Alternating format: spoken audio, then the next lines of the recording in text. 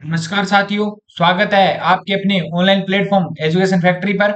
आशा करता हूं कि आप सभी अच्छे होंगे और आपकी पढ़ाई लिखाई भी अच्छी चल रही होगी।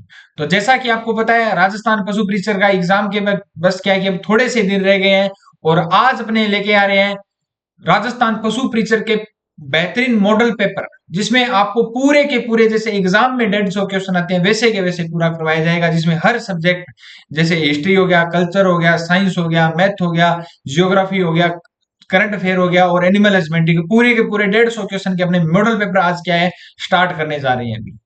तो जो बच्चे पहली बार चैनल पे हैं वो पहले चैनल को सब्सक्राइब कर दीजिए और बेल आइकन जरूर दबा दीजिए ताकि आने वाली वीडियो का नोटिफिकेशन आप तक पहुंच सके। दूसरा, अपने जो पहले जो क्लासें की थी टॉपिक वाइज जो क्लासें हैं वो अपने क्या है जो पूरा का पूरा क्या है सिलेबस कंप्लीट हो गया है और उसकी जो क्लास है वो सभी की सभी क्या है कि अपनी प्ले लिस्ट में अलग अलग से प्ले लिस्ट बनी हुई है। जैसे कल्चर की अलग से होगी, ज्योग्राफी की अलग से होगी, हिस्ट्री की अलग से होगी, तो वो वहां पर जाकर देख सकते हैं। तो जो बच्चे पहली बार आए हैं वो पहले प्ले लिस्ट में जाकर पूरी की पूरी पूरी क्लासें देख लें ताकि आपके क्या है कि कोई भी जो डाउट है वो वहां पर क्या है कि समाप्त हो सके। दूसरा, आपका क्या है कि पूरा का पूरा सिलेबस वहां से हो सकता है। अपने क्या है कि एनिमल हस्बेंड्री के भी 1300 क्वेश्चन की एमसीक्यू सीरीज चल रही है, तो वो भी अपने स्टार्ट कर रहे हैं। तो एनिमल हस्बेंड्री भी वहां पे मैं गारंटी के साथ कह सकता हूं भी आपका जो एग्जाम का पूरा पोर्शन है एनिमल हस्बेंड्री और जो बाकी सब्जेक्ट है इन मॉडल पेपर से और जो मैराथन क्लासें लग रही है इनसे क्या है कि आपकी पूरी आ जाएगी। दूसरा, इस जो क्लास की पीडीएफ है वो आपको टेलीग्राम और व्हाट्सएप चैनल के माध्यम से मिल जाएगी, जिसका लिंक डिस्क्रिप्शन में दिया गया है, वहां से आप इसे ज्वाइन कर सकते हैं। और जिन बच्चों ने अभी तक एजुकेशन फैक्ट्री ऐप डाउनलोड नहीं किया है तो पहले जल्दी से जाइए एजुकेशन फैक्ट्री ऐप डाउनलोड कीजिए, जिस पर मात्र 99 रुपए में 300 टेस्ट दिए जा रहे हैं। और 300 टेस्ट राजस्थान का एकमात्र प्लेटफॉर्म है जो मात्र 99 रुपए में 300 टेस्ट दे रहा है। तो अभी जो बचा टाइम है इसमें आप जल्दी से ज्यादा टेस्ट लगाओगे तो आपका बेनिफिट होगा। तो जल्दी से जाइए, इस मौके का फायदा उठाइए। शुरुआत करते हैं अपने आज जो हिस्ट्री और कल्चर से।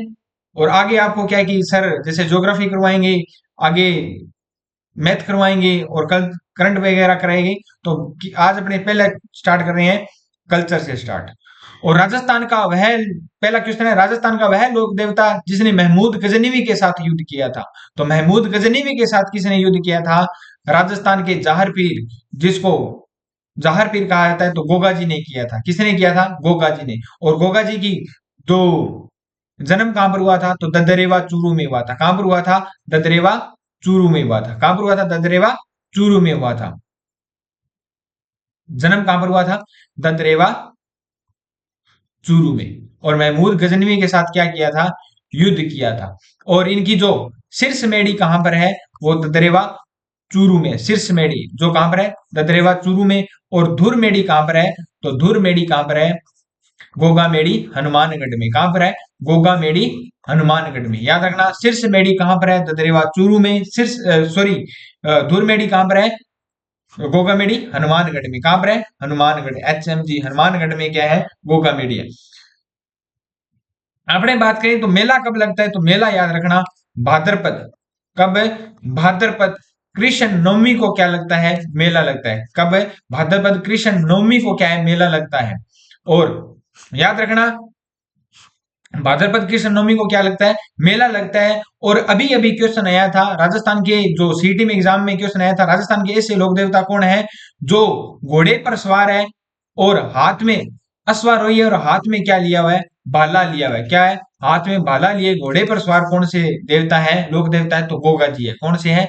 गोगा जी भी याद रखना। तो ये सभी बातें क्या कि गोगा जी के बारे में याद रखना। इनकी गोगा जी की जो ऑलरेडी है वो कहां पर है? कच्चा घर। कौन सा? कच्चा घर। ऑलरेडी, ऑलरेडी मतलब कच्चा घर जिसको कहते हैं, वो कहां पर है? तो सांचौर में है। कहां पर है? सांचौर में। सांचौर पहले जालोर में आया करता था, लेकिन सांचौर अब क्या हो गया? नया जिला हो गया। तो सांचौर क्या है कि अब गोगा जी की ऑलरेडी कहां पर है? सांचौर में, जो एक क्या है? नया जिला भी। याद रखना इतनी बातें गोगा जी के बारे में। नेक्स्ट क्वेश्चन की बात करें, निम्नलिखित में से लोक देवी व उनके स्थान के नाम सुमेलित नहीं है। शीला देवी आमेर, आई माता ओसिया जोधपुर, शीतला माता चाकसू जयपुर और दद्दी मद्दी माता गोट मांगलोद। तो गोट मांगलोद, गोट मांगलोद सवाईमाधोपुर में है। तो इसमें सुमेलित कौन सा नहीं है अभी? तो शीला देवी आमेर जयपुर में बिल्कुल सही है। और आई माता कहां पर है? तो याद ट्रिक रखना, आई एम जोधा बिला, क्या नाम है? आई एम जोधा बिला। तो बिलाड़ा जोधपुर में, कहां पर है? बिलाड़ा जोधपुर में, याद रखना। बिलाड़ा जोधपुर में कौन सी माता का मंदिर है? आई माता का मंदिर है। किसका मंदिर है? आई माता को। आई माता को क्या कहते हैं? रामदेव जी की क्या थी? शिष्या थी। क्या थी? शिष्या थी। और शीतला माता का मंदिर कहां पर है? चाकसू जयपुर में। कहां पर है? चाकसू जयपुर में। तो इसका सही आंसर क्या रहेगा? 2 नंबर आंसर रहेगा। नेक्स्ट क्वेश्चन की बात करें, मुकाम प्रसिद्ध किसके लिए है? तो मुकाम आपको पता है आजकल ट्रेंडिंग में चल रहे हैं बिश्नोई। तो मुकाम बिश्नोइयों के लिए जाम्बो जी का क्या है कि मुक्ति स्थल, जहां पर जाम्बो जी ने समाधि ली थी, तो वो कौन सा है? मुक्ति धाम मुकाम है। और वो कहां पर है? बीकानेर में स्थित है। कहां पर है? बीकानेर में स्थित है। तो बिश्नोई संप्रदाय का क्या है ये? बिश्नोई 20+9 29 नियम जिन्होंने स्वीकार किए थे वो क्या कहलाए थे? बिश्नोई कहलाए थे। और इनका मुक्ति धाम बिश्नोई, मुक्ति धाम मुकाम कहां पर है? बीकानेर में। जो किस संप्रदाय का है? बिश्नोई संप्रदाय या जम्बू जी के जो अनुयायी थे उनका क्या है यहाँ पर? मंदिर है भी। नेक्स्ट अपनी बात करें, चरी नृत्यांगना कौन थी? तो चरी नृत्य गुर्जर जाति के द्वारा किया जाता है। और इसकी प्रसिद्ध नृत्यांगना कौन थी? तो फल्गुबाई थी। कौन थी? फल्गुबाई थी। कालबेलिया नृत्य की जो प्रसिद्ध नर्तकी थी वो कौन थी? गुलाबो थी। कौन थी? गुलाबो थी, जिसने कालबेलिया नृत्य को क्या है? विश्व प्रसिद्ध किया है। चरी नृत्य गुज्जर जनजाति के द्वारा किया जाता है। और इसकी प्रसिद्ध नृत्यांगना कौन है? फल्गुबाई है। कौन है? फल्गुबाई। नेक्स्ट क्वेश्चन की बात करें, अंतरराष्ट्रीय स्तर पर ख्याति ख्याति दिलाने वाले जानकीदास भांड किस लोक नाट्य से संबंधित है? सबसे ज्यादा क्वेश्चन पूछा गया है जितने भी एग्जाम हुए, सबसे ज्यादा क्वेश्चन यही पूछा गया, जानकीदास भांड किस लोक नाट्य से संबंधित है? तो किस लोक नाट्य से? स्वांग। स्वांग से। क्या है कि इन्होंने जो क्या है कि बंदर का मुखौटा पहनकर स्वांग रचा था। तो अंतरराष्ट्रीय स्तर पर क्या है कि ख्याति दिलाई थी किसने? जानकीदास भांड ने। तो किस कला से है? स्वांग से क्या है ये संबंध है इनका। नेक्स्ट क्वेश्चन की बात करें, लोक वाद्य यंत्र भपंग राजस्थान के किस क्षेत्र से संबंधित है? तो जो लोक वाद्य यंत्र भपंग है वो किस क्षेत्र से संबंधित है? मेवात क्षेत्र से संबंधित है। किससे है? मेवात क्षेत्र से संबंधित है। नेक्स्ट क्वेश्चन की बात करें, सलीम सागर व सूरज कुंड जल तड़ांग अवस्थित है। तो सलीम सागर व सूरज कुंड जल तड़ांग कहां पर अवस्थित है? तो अपने बात करें बाला किला अलवर में। कहां पर है? बाला किला अलवर में। और बाला किला अलवर में है, और इसको कौन सा किला कहते हैं? कुंवारा किला भी कहते हैं। क्या कहते हैं? कुंवारा किला भी कहते हैं भी। याद रखना बाला किला अलवर को। दिलवाड़ा मंदिर कहां पर स्थित है? तो दिलवाड़ा के जो जैन मंदिर है वो कहां पर स्थित है? आबू में है। कहां पर है? आबू में। याद रखना। चीर पिटोरी क्या है? तो चीर पिटोरी अपने बात करें तो क्या है? पगड़ी का प्रकार है, साड़ी का प्रकार है, जुत्ती का प्रकार है, घर का प्रकार है। तो किसका प्रकार है? साड़ी का प्रकार है। किसका प्रकार है? साड़ी का प्रकार है। याद रखना, चीर हरण, चीर हरण किसका हुआ था? द्रौपदी का हुआ था। तो चीर हरण मतलब द्रौपदी क्या पहनती थी?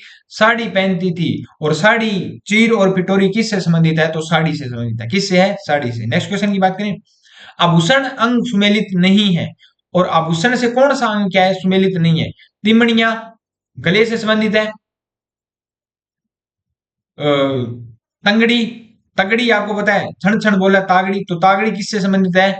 कमर से। सुरलिया, सुर किस से सुनाई देता है? कान से सुनाई देता है। तो सुरलिया कान से है। रमजोल, रमजोल क्या है कि जैसे पाजेब होती है उसको क्या कहते हैं? रमजोल कहते हैं। क्या कहते हैं? रमजोल। ये किसका आभूषण है? पैर का आभूषण है। किसका आभूषण है? पैर का आभूषण है। तो सुमेलित कौन सा नहीं है? रमजोल सुमेलित नहीं है। रमजोल, पाजेब, ये सभी क्या है कि एक इसी के नाम है भी। याद रखना। मृत को शमशान ले जाने के लिए प्रयुक्त बांस या लकड़ी की जो अर्थी होती है उसको क्या कहते हैं? तो उसको क्या कहते हैं? अपने जो लकड़ी की अर्थी बनाई जाती है उसको क्या कहते हैं? बेकुंठी कहते हैं। क्या कहते हैं? बेकुंठी कहते हैं। याद रखना। प्लाण, गोरबंद, मोरा, परचनी राजस्थान में किस पशु के श्रृंगार है? तो गोरबंद राजस्थान में किस पशु का श्रृंगार है? प्लाण, मोरा, परचनी। अगर आपने देखा होगा तो ऊंट के क्या है ये? आभूषण है। क्या है? ऊंट के क्या है? आभूषण। नेक्स्ट क्वेश्चन की बात करें, बीकानेर के राठौड़ोरी ख्यात किसने लिखी थी? तो बीकानेर के जो राठौड़ारी ख्यात है वो उसके लेखक कौन थे? अपने बात करें तो बीकानेर के राठौड़ोरी ख्यात के लेखक कौन थे? तो दयालदास थे। कौन थे? दयालदास थे भी। कौन थे? दयालदास। याद रखना।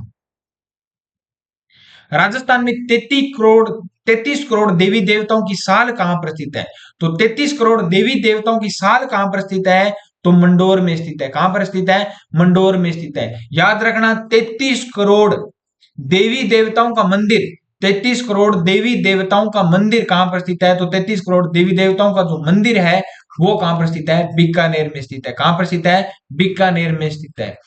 33 करोड़ देवी देवताओं की साड़ कहां पर स्थित है? जोधपुर में, मंडोर जोधपुर में स्थित है। और 33 करोड़ देवी देवताओं का मंदिर कहां पर स्थित है? तो बीकानेर में स्थित है। जिसका निर्माण किसने करवाया था? अनूप सिंह ने करवाया था। किसने करवाया था? अनूप, महाराजा अनूप सिंह ने क्या कराया था? जिसने अनूपगढ़ बसाया था, उन्होंने क्या करवाया था? इसका निर्माण करवाया था। नेक्स्ट क्वेश्चन की बात करें, राजस्थान प्राच्य विद्या संस्थान कहां पर स्थित है? तो राजस्थान प्राच्य विद्या संस्थान कहां पर स्थित है? जोधपुर में स्थित है। कहां पर स्थित है? जोधपुर में। नेक्स्ट क्वेश्चन की बात करें, मेवाड़ नरेश राणा अमर सिंह व राणा कर्ण सिंह की छत्रियां कहां पर अवस्थित है? तो राणा अमर सिंह व राणा कर्ण सिंह की जो छत्रियां हैं वो कहां पर स्थित है? अपने बात करें तो जो अपने कहते हैं भी मेवाड़ के जितने भी राजाओं का जो शमशान घाट है, तो वो किसको कहा जाता है? आहड़ उदयपुर को कहा जाता है। किसको कहा जाता है? आहड़ उदयपुर को कहा जाता है। तो वहां जहां पर अमर सिंह और कर्ण सिंह की क्या है? छत्रियां हैं। क्या है? छत्रियां हैं, आहड़ उदयपुर में। चित्रकला के संदर्भ में निम्न में से कौन सा विकल्प सही नहीं है? तो याद रखना कौन सा सही नहीं है। शालिग्राम, बक्साराम, नंदराम, अलवर शैली के कलाकार है, बिल्कुल सही है जी। चोखेला महल का संबंध बीकानेर से नहीं है। चोखेला जो महल का संबंध बीकानेर शैली से नहीं है अभी। नेक्स्ट अपनी बात करें, रघुनाथ, डालूराम, गोविंदराम कोटा शैली के चित्रकार है, बिल्कुल सही है। आला गिला पद्धति का प्रारंभ कहां पर हुआ था? अमेर में हुआ था। तो ये बिल्कुल सारे के सारे सही है। चोखेला महल का संबंध बीकानेर शैली से नहीं है अभी, याद रखना। नेक्स्ट क्वेश्चन की बात करें, कोटा के किस शासक के काल में शिकार के दृश्य कोटा चित्रकला शैली के बनाए गए थे? तो याद रखना, शिकार कहीं पर आ जाए और कौन सी भी शैली पूछी जाए, तो अगर आपके मन में थोड़ा सा भी डाउट है तो वो दूर कर देना, क्योंकि कोटा शैली में सबसे ज्यादा क्या कि शिकार करती हुई नृत्यांगनों या शिकार करते हुए जो चित्र दिखाए गए हैं वो कोटा शैली में दर्शाए गए हैं। और याद रखना, जो कोटा शैली में जो चित्र का ये शिकार के दृश्य सबसे ज्यादा कहां पर दिखाए गए थे? तो राजा उदय सिंह, सॉरी, राजा उमेद सिंह प्रथम के समय से क्या है ये शैली की विशेषता बन गई थी। उसी समय से सबसे ज्यादा क्या है ये शिकार के दृश्य दिखाई गए थे। ठीक है, एक याद रखना भी, जो बूंदी शैली है, तो बूंदी शैली में पशु पक्षियों से संबंधित आपसे कोई भी शैली पूछ ले, पशु पक्षियों के सबसे ज्यादा चित्रण हरे और नीले रंग का प्रयोग कौन सी शैली में किया गया है? तो याद रखना, बूंदी शैली में किया गया है। कहां पर किया है? बूंदी शैली में। ये याद रखना क्योंकि ये थोड़ी बहुत ट्रिक की होती है और ये क्वेश्चन क्या है कि एग्जाम में आते हैं, याद रखना। नेक्स्ट क्वेश्चन की बात करें, निम्नलिखित में से कौन सा राजस्थान की प्रसिद्ध हेड ब्लॉक प्रिंटिंग तकनीक का नाम है जिसमें सफेद या ऑफ व्हाइट पृष्ठभूमि पर दबाए गए जटिल पुष्प पैटर्न्स होते हैं? तो किस पद्धति का नाम है, किस तकनीक का नाम है? लहरिया, बांधनी, सांगानेरी, पटोला। तो किस पद्धति का नाम है? लहरिया, सांगानेरी का है। किसका है? सांगानेरी का है। किसका है? सांगानेरी प्रिंट, जो क्या है कि एक सांगानेरी प्रिंट है, जयपुर का है, और वहां का क्या है, ये तकनीक का नाम है भी, याद रखना। नेक्स्ट अपनी बात करें, ऊंट महोत्सव। तो ऊंट महोत्सव कहां पर मनाया जाता है? बीकानेर में मनाया जाता है। हाथी गांव कहां पर है? हाथी गांव कहां पर है? जयपुर में है। तो हाथी उत्सव कहां पर मनाया जाता है? जयपुर में मनाया जाता है। थार महोत्सव अपनी बात करें तो कहां मनाया जाता है? थार महोत्सव जैसलमेर में। थार का जो रेगिस्तान सबसे ज्यादा कहां पर है? जैसलमेर में। और मरु मेला कहां पर मनाया जाता है? बाड़मेर में। कहां पर मनाया जाता है? बाड़मेर में। तो इसके पहले का 2, दूसरे का 3, तीसरे का 1 और चौथे का 4। तो पहला आंसर इसका क्या रहेगा? सही रहेगा भाई। नेक्स्ट क्वेश्चन की बात करें, किसने कालीबंगा को सिंधु घाटी सभ्यता की तीसरी राजधानी कहा था? तो कालीबंगा सभ्यता जो राजस्थान के कहां पर है? हनुमानगढ़ जिले में स्थित है। कौन सा है?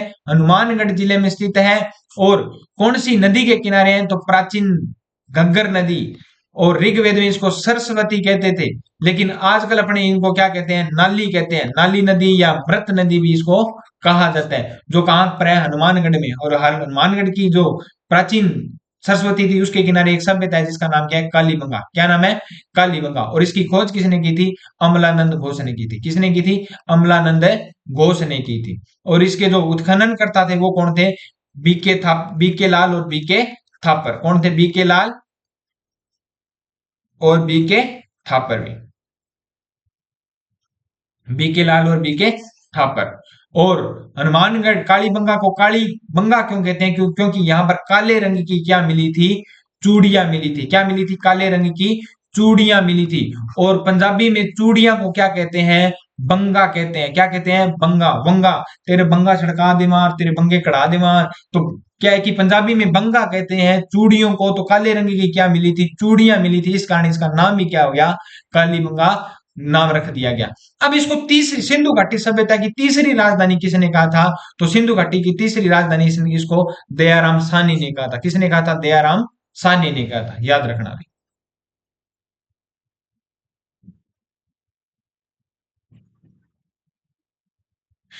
कालीबंगा की तीसरी राजधानी किसने कहा था?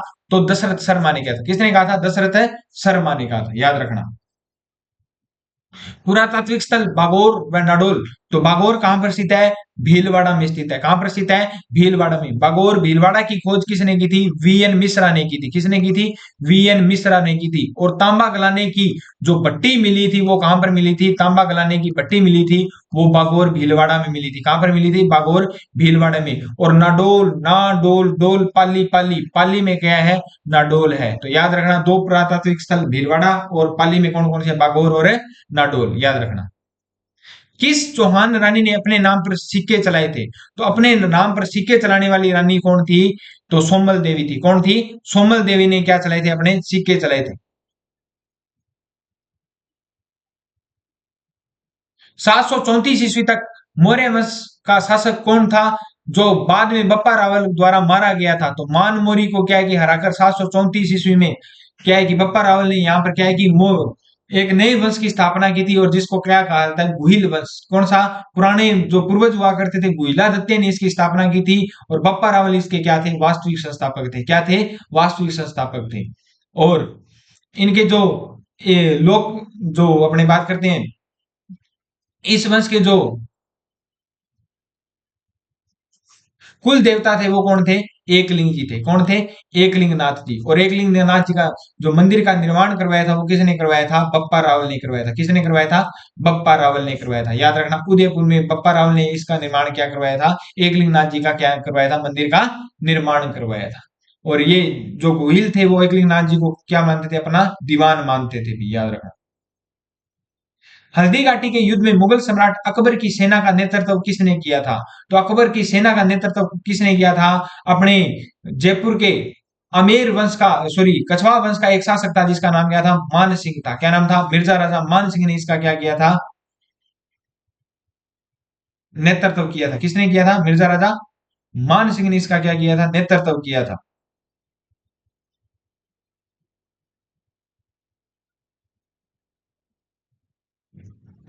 मिर्जा राजा मान सिंह ने इसका क्या किया था? नेतृत्व किया था। और और जो हल्दी घाटी युद्ध में, हल्दी घाटी का युद्ध हुआ कब था? तो याद रखना, हल्दी घाटी का युद्ध 1576 में हुआ था। कब हुआ था? 1576 में हुआ था। और मेवाड़ में जो महाराणा प्रताप की सेना का जो चंदावल सेना थी, एक थी हारावल सेना। कौन सी? चंदावल सेना का नेतृत्व किसने किया था? एक अफगान शासक था जिसका नाम क्या था? हकीम खान सूरी। क्या नाम था? हकीम खान सूरी ने किया था इसका नेतृत्व। और सॉरी, हरावल सेना का नेतृत्व किसने किया था? हकीम खान सूरी ने।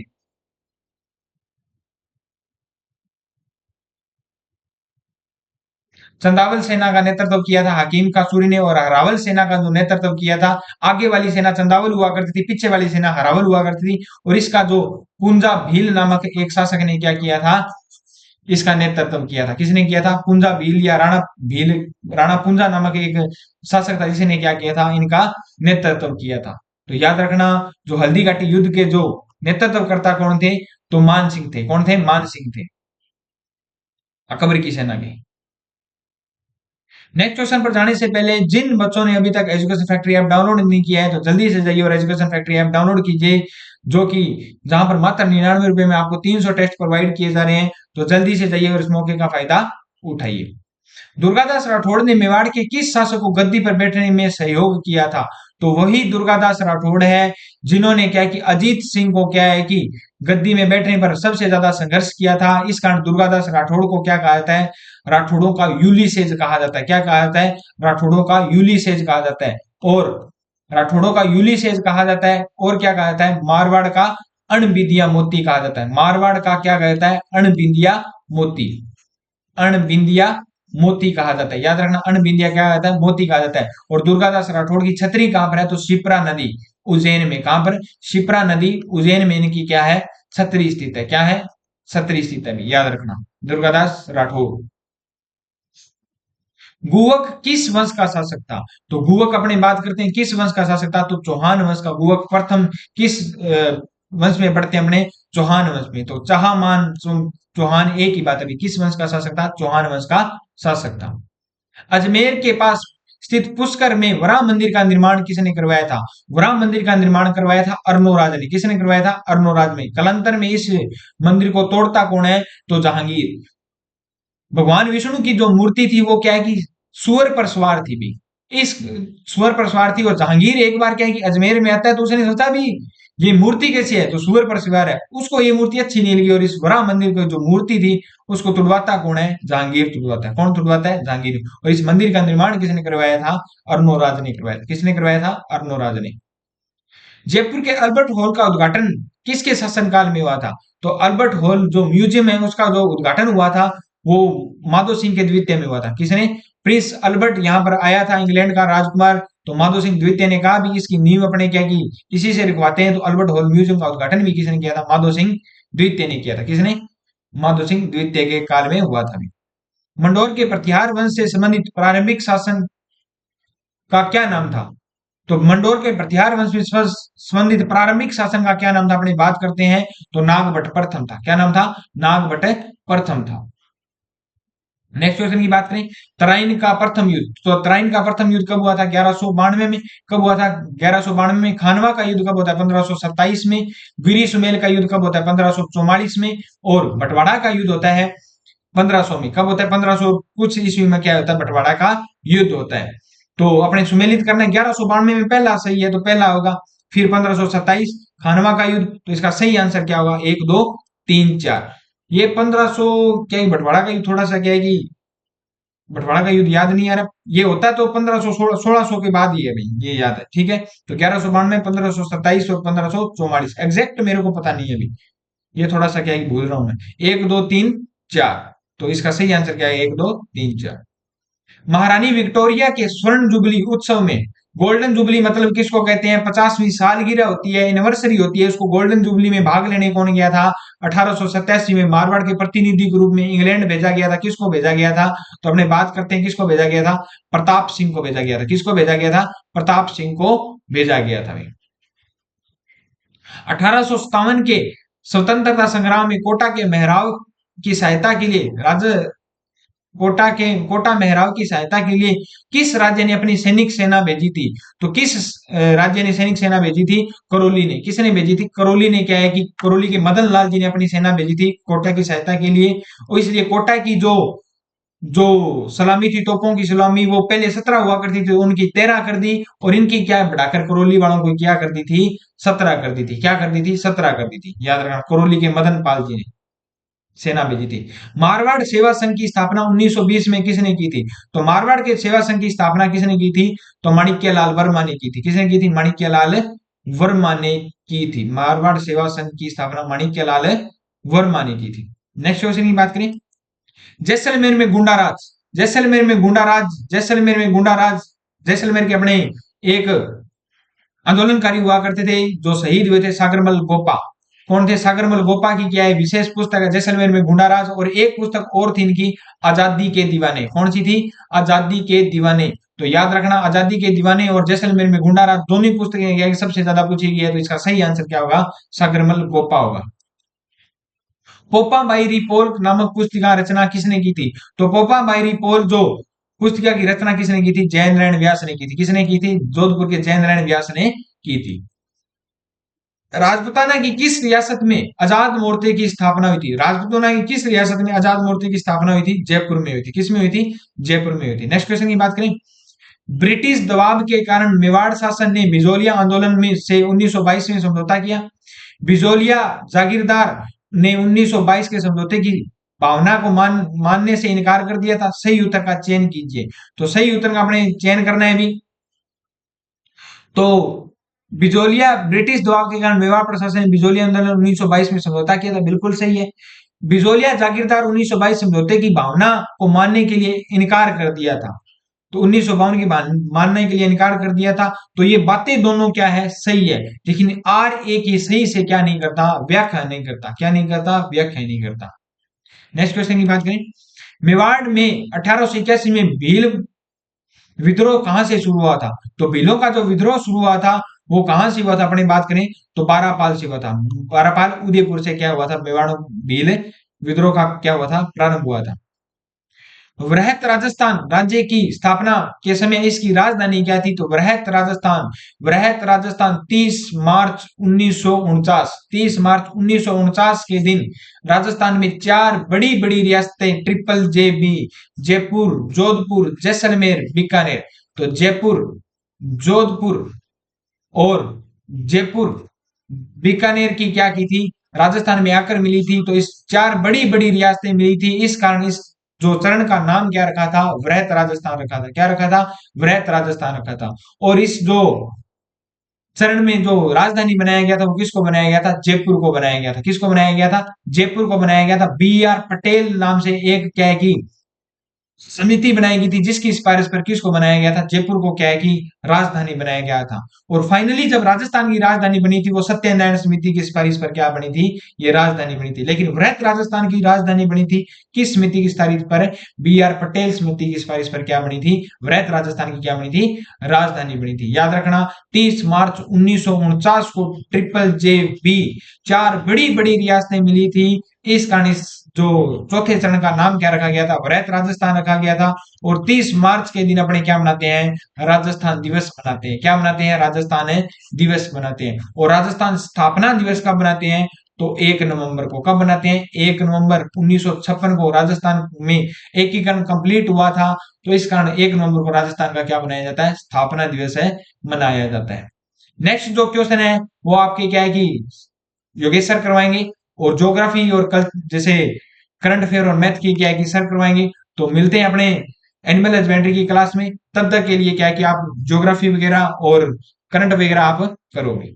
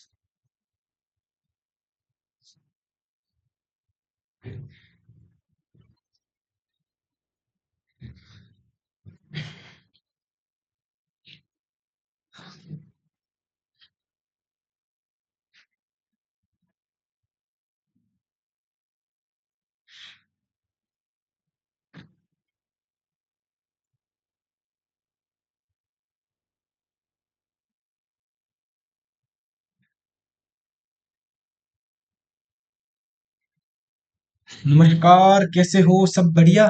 तो कल्चर और हिस्ट्री आपकी हो चुकी है। अब अपन डिस्कस करेंगे राजस्थान की ज्योग्राफी। उसके बाद अपन करंट अफेयर है, जनरल साइंस और मैथ है, सब कुछ डिस्कस करेंगे। फिर से आपको रवि सर कराएंगे पशुपालन का पार्ट बी। तो डिस्कशन स्टार्ट करते हैं। और सभी लोग लास्ट में कमेंट जरूर करना कि आप कितने क्वेश्चन आ रहे हैं, क्योंकि ये जो अपने डिजाइन कर रखा है सेट पूरा पेपर, ये वैसा ही है जैसा आपको कर्मचारी चयन बोर्ड द्वारा देखने को वहां पे मिलेगा। वैसा ही अपन ने डिजाइन किया। अब आपको पता लग जाएगा कि आप कितने क्वेश्चन सही कर पा रहे हो, कहाँ पे गलती कर पा रहे हो, या कहाँ पे आपके मिस्टेक हो रही है। वो सारी चीजें अब क्लियर हो जाएगी। ठीक है, तो करें डिस्कशन स्टार्ट। तो फर्स्ट क्वेश्चन क्या है, राजस्थान में संभागीय आयुक्त के पद को पुनर्जीवित कब किया गया था? मतलब फिर से स्टार्ट कब हुआ था संभागीय आयुक्त राजस्थान के अंदर? तो वो स्टार्ट हुआ था, वापिस एक बार बंद हो गया था, फिर से स्टार्ट कर दिया। तो कब किया था? 1987 में। कब? 1987। ऑप्शन सी हमारा राइट आंसर होने वाला। नेक्स्ट, निम्न में कौन सी तहसील राजस्थान के दक्षिणतम भाग में स्थित है? मतलब राजस्थान के साउथ के अंदर जो दक्षिण वाला भाग है, जिसको हम बोलते हैं डूंगरपुर बांसवाड़ा वाला डिस्ट्रिक्ट है, वहां पे कौन सी तहसील है? इन चारों के अंदर आपको बताना है। तो कौन सी तहसील है? वो है यहाँ से कुशलगढ़ हो जाएगा। इन चारों में से कौन सी हो जाएगी? कुशलगढ़। ऑप्शन क्या हो जाएगा? ऑप्शन ए हमारा राइट आंसर होने वाला है। नेक्स्ट क्वेश्चन की बात करें। नेक्स्ट क्वेश्चन, अरावली पर्वतमाला के संबंध में असत्य कथन पूछा कि अरावली पर्वतमाला में असत्य कथन कौन सा, ये बताओ। इनका निर्माण प्री कैम्ब्रियन युग में हुआ था, बिल्कुल सही बात है। यह वर्तमान में यह अवशिष्ट पर्वत के रूप में है, ये भी सही बात है। और यह मुख्य अग्र चट्टानों से निर्मित है। यह दक्षिण पश्चिम से उत्तर पूर्व की दिशा में विस्तृत है। तो ये आगरे चट्टानों से निर्मित नहीं है, ये इसमें गलत हो जाएगा। और ये दक्षिण पश्चिम से उत्तर पूर्व की दिशा में फैली हुई है, बिल्कुल सही बात। ऑप्शन सी हमारा क्या है, राइट आंसर होने वाला है। इन्होंने जो गलत आंसर पूछा है वो हमारा यही होगा, ठीक है। नेक्स्ट, निम्नलिखित चोटियों के ऊंचाई के अनुसार अवरोही अवरोही क्रम में लिखो, मतलब घटते हुए क्रम में बताओ। तो इन सब के अकॉर्डिंग बात करें, सबसे पहले कौन सी आएगी, इनमें आएगी टोंडगढ़ आएगी। टोंडगढ़ के बाद क्या आएगी, खो आएगी। खो के बाद नागपाड़, नागपाड़ के बाद बहरोच आएगी। चारों ऑप्शन के अकॉर्डिंग बात करना है, विकसित गुरु शिखर है, फिर शेर है, अचलगढ़ है, कुंभलगढ़ है, ये सब चोटियां, जरगा है, ये सब चोटियां। बट इन्हें अपने ऑप्शन के अकॉर्डिंग चल रहा है। तो ऑप्शन कौन सा राइट होने वाला है, ऑप्शन बी हमारा राइट आंसर होने वाला, option B is the right. Next, गर्मियों में माउंट आबू का तापमान राजस्थान के अन्य स्थानों की तुलना में कम रहता है, क्यों? क्योंकि गर्मियों में माउंट आबू का तापमान अन्य स्थानों की तुलना में कम है, क्योंकि वहां ठंड सी रहती है गर्मियों में भी। इसका मेन रीजन क्या है, तो राजस्थान का मेन रीजन है जैसे ये एक बात है, जैसे समुद्र तल से ऊंचाई अधिक है, ठीक है, समुद्र तट से दूरी भी ज्यादा है, ऊंचाई भी ज्यादा है। बट इन जो मानसूनी हवाओं का प्रभाव है, ये सब चीजें ठीक है, वायुमंडलीय दाब भी कम है। बट सबसे बेस्ट आंसर क्या देंगे कि माउंट आबू ऊंचाई पर अवस्थित है। क्या है? माउंट आबू क्या है, ऊंचाई पर है। और तो हाइट के इनवर्सली प्रोपोर्शनल होता है टेम्परेचर, आपको पता है ना। ठीक है, तो ऑप्शन बी हमारा राइट आंसर होने वाला है। माउंट आबू क्या ऊंचाई पे ज्यादा स्थित है, तो ऑप्शन सी हमारा राइट होगा। नेक्स्ट, निम्नलिखित में कौन सी मिट्टी जिले सुमेलित नहीं है? अब ज्योग्राफी का क्वेश्चन है ये भी, मिट्टियां देखनी है, इनमें कौन सी इनमें सुमेलित नहीं है। तो मध्यकालीन मिट्टी कहाँ है?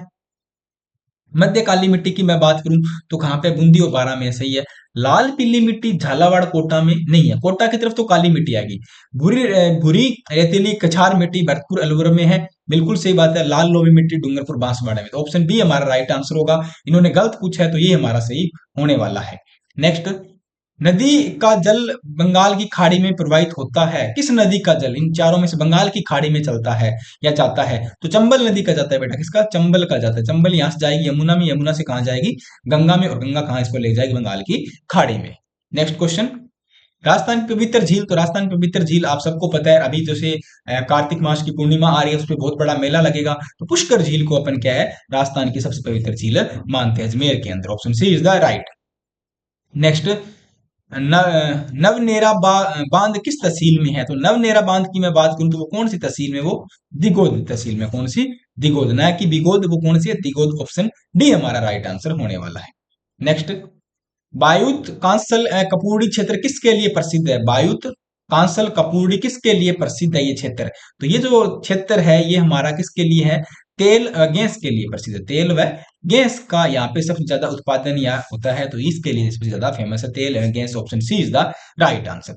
अभी आप चैनल पे नए हो, चैनल को सब्सक्राइब नहीं किया, जरूर सब्सक्राइब करो। एजुकेशन फैक्ट्री के ऐप को जरूर डाउनलोड करो, लिंक वीडियो के डिस्क्रिप्शन में। प्ले स्टोर पे जाओ और ऐप को डाउनलोड करना न भूलें, क्योंकि आपको जो हमने 99 रुपए में 50 टेस्ट फुल लेंथ और 250 सब्जेक्ट वाइज टेस्ट दिए हैं, उनको जरूर लगाएं। आप जो फुल लेंथ टेस्ट है उनको लगाएं, क्योंकि अपने मॉडल पेपर करा रहे हैं ना, ऐसा ही पेपर अपने वहां डिजाइन किए, तो आपको पता लग जाएगा आपकी तैयारी किस लेवल की, आप कहाँ पे गलतियां कर रहे हो, आपको कहाँ इंप्रूवमेंट करना है। अभी भी टाइम है, उन फुल लेंथ टेस्ट को जरूर लगाओ।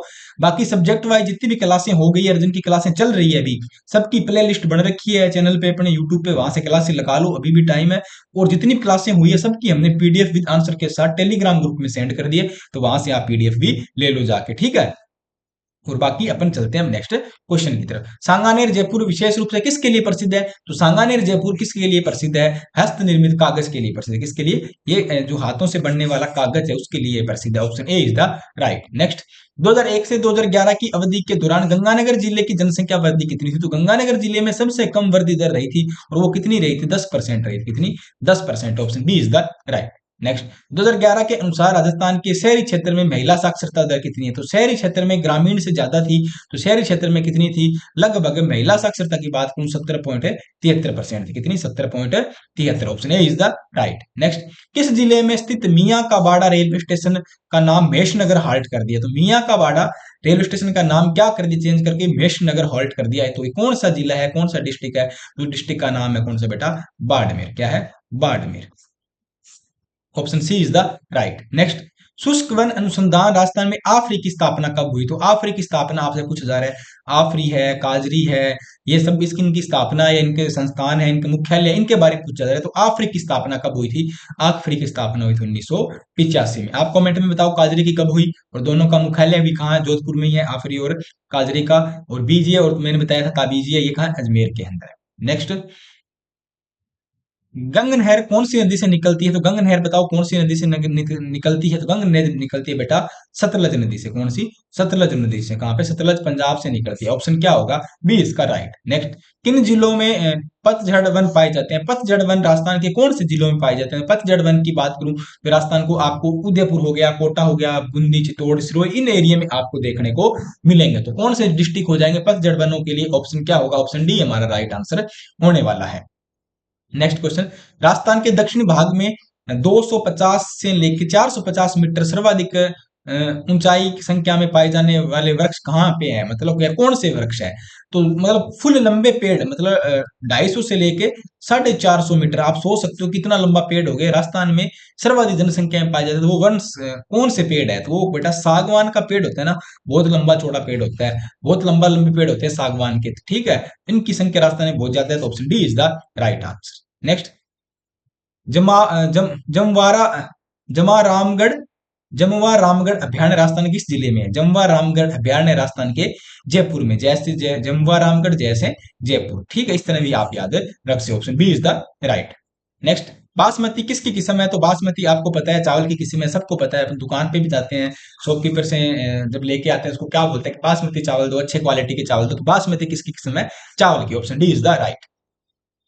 छठे खेलो इंडिया यूथ गेम में युग चेलानी ने अब देखो करंट अफेयर स्टार्ट हो गया। ठीक है, छठे खेलो इंडिया यूथ गेम में युग चेलानी ने तैराकी के 200 मीटर में फ्री स्टाइल में स्वर्ण पदक जीता था। तो इनका संबंध राजस्थान के किस जिले से है? तो युग चेलानी का संबंध बताओ। अपने जो जनवरी वाला करंट अफेयर की क्लास की थी उसमें मैंने आपको कल ही कराया है।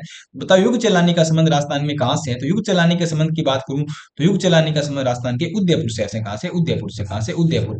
Option C is the right. Next, Rajasthan के किन दो व्यक्तियों को मरणोपरांत राष्ट्रपति वीरता पदक मिला है? राजस्थान के मरणोपरांत किन दो व्यक्तियों को वीरता पदक मिला है? तो वो मिला है शिशुपाल एवं सांवला राम को। किसको? शिशुपाल एवं Sanwla Ram. Option A is the right.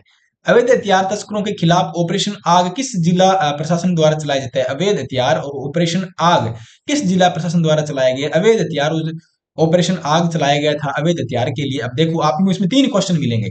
एक तो आएगा अवैध हथियारों की तस्करी को रोकने के लिए कौन सा ऑपरेशन चला, मतलब ऑपरेशन आग चला, कहां पे चला? जयपुर के अंदर चला। इस तरह 3 क्वेश्चन बन रहे हैं, तो क्या होगा राइट आंसर हमारा?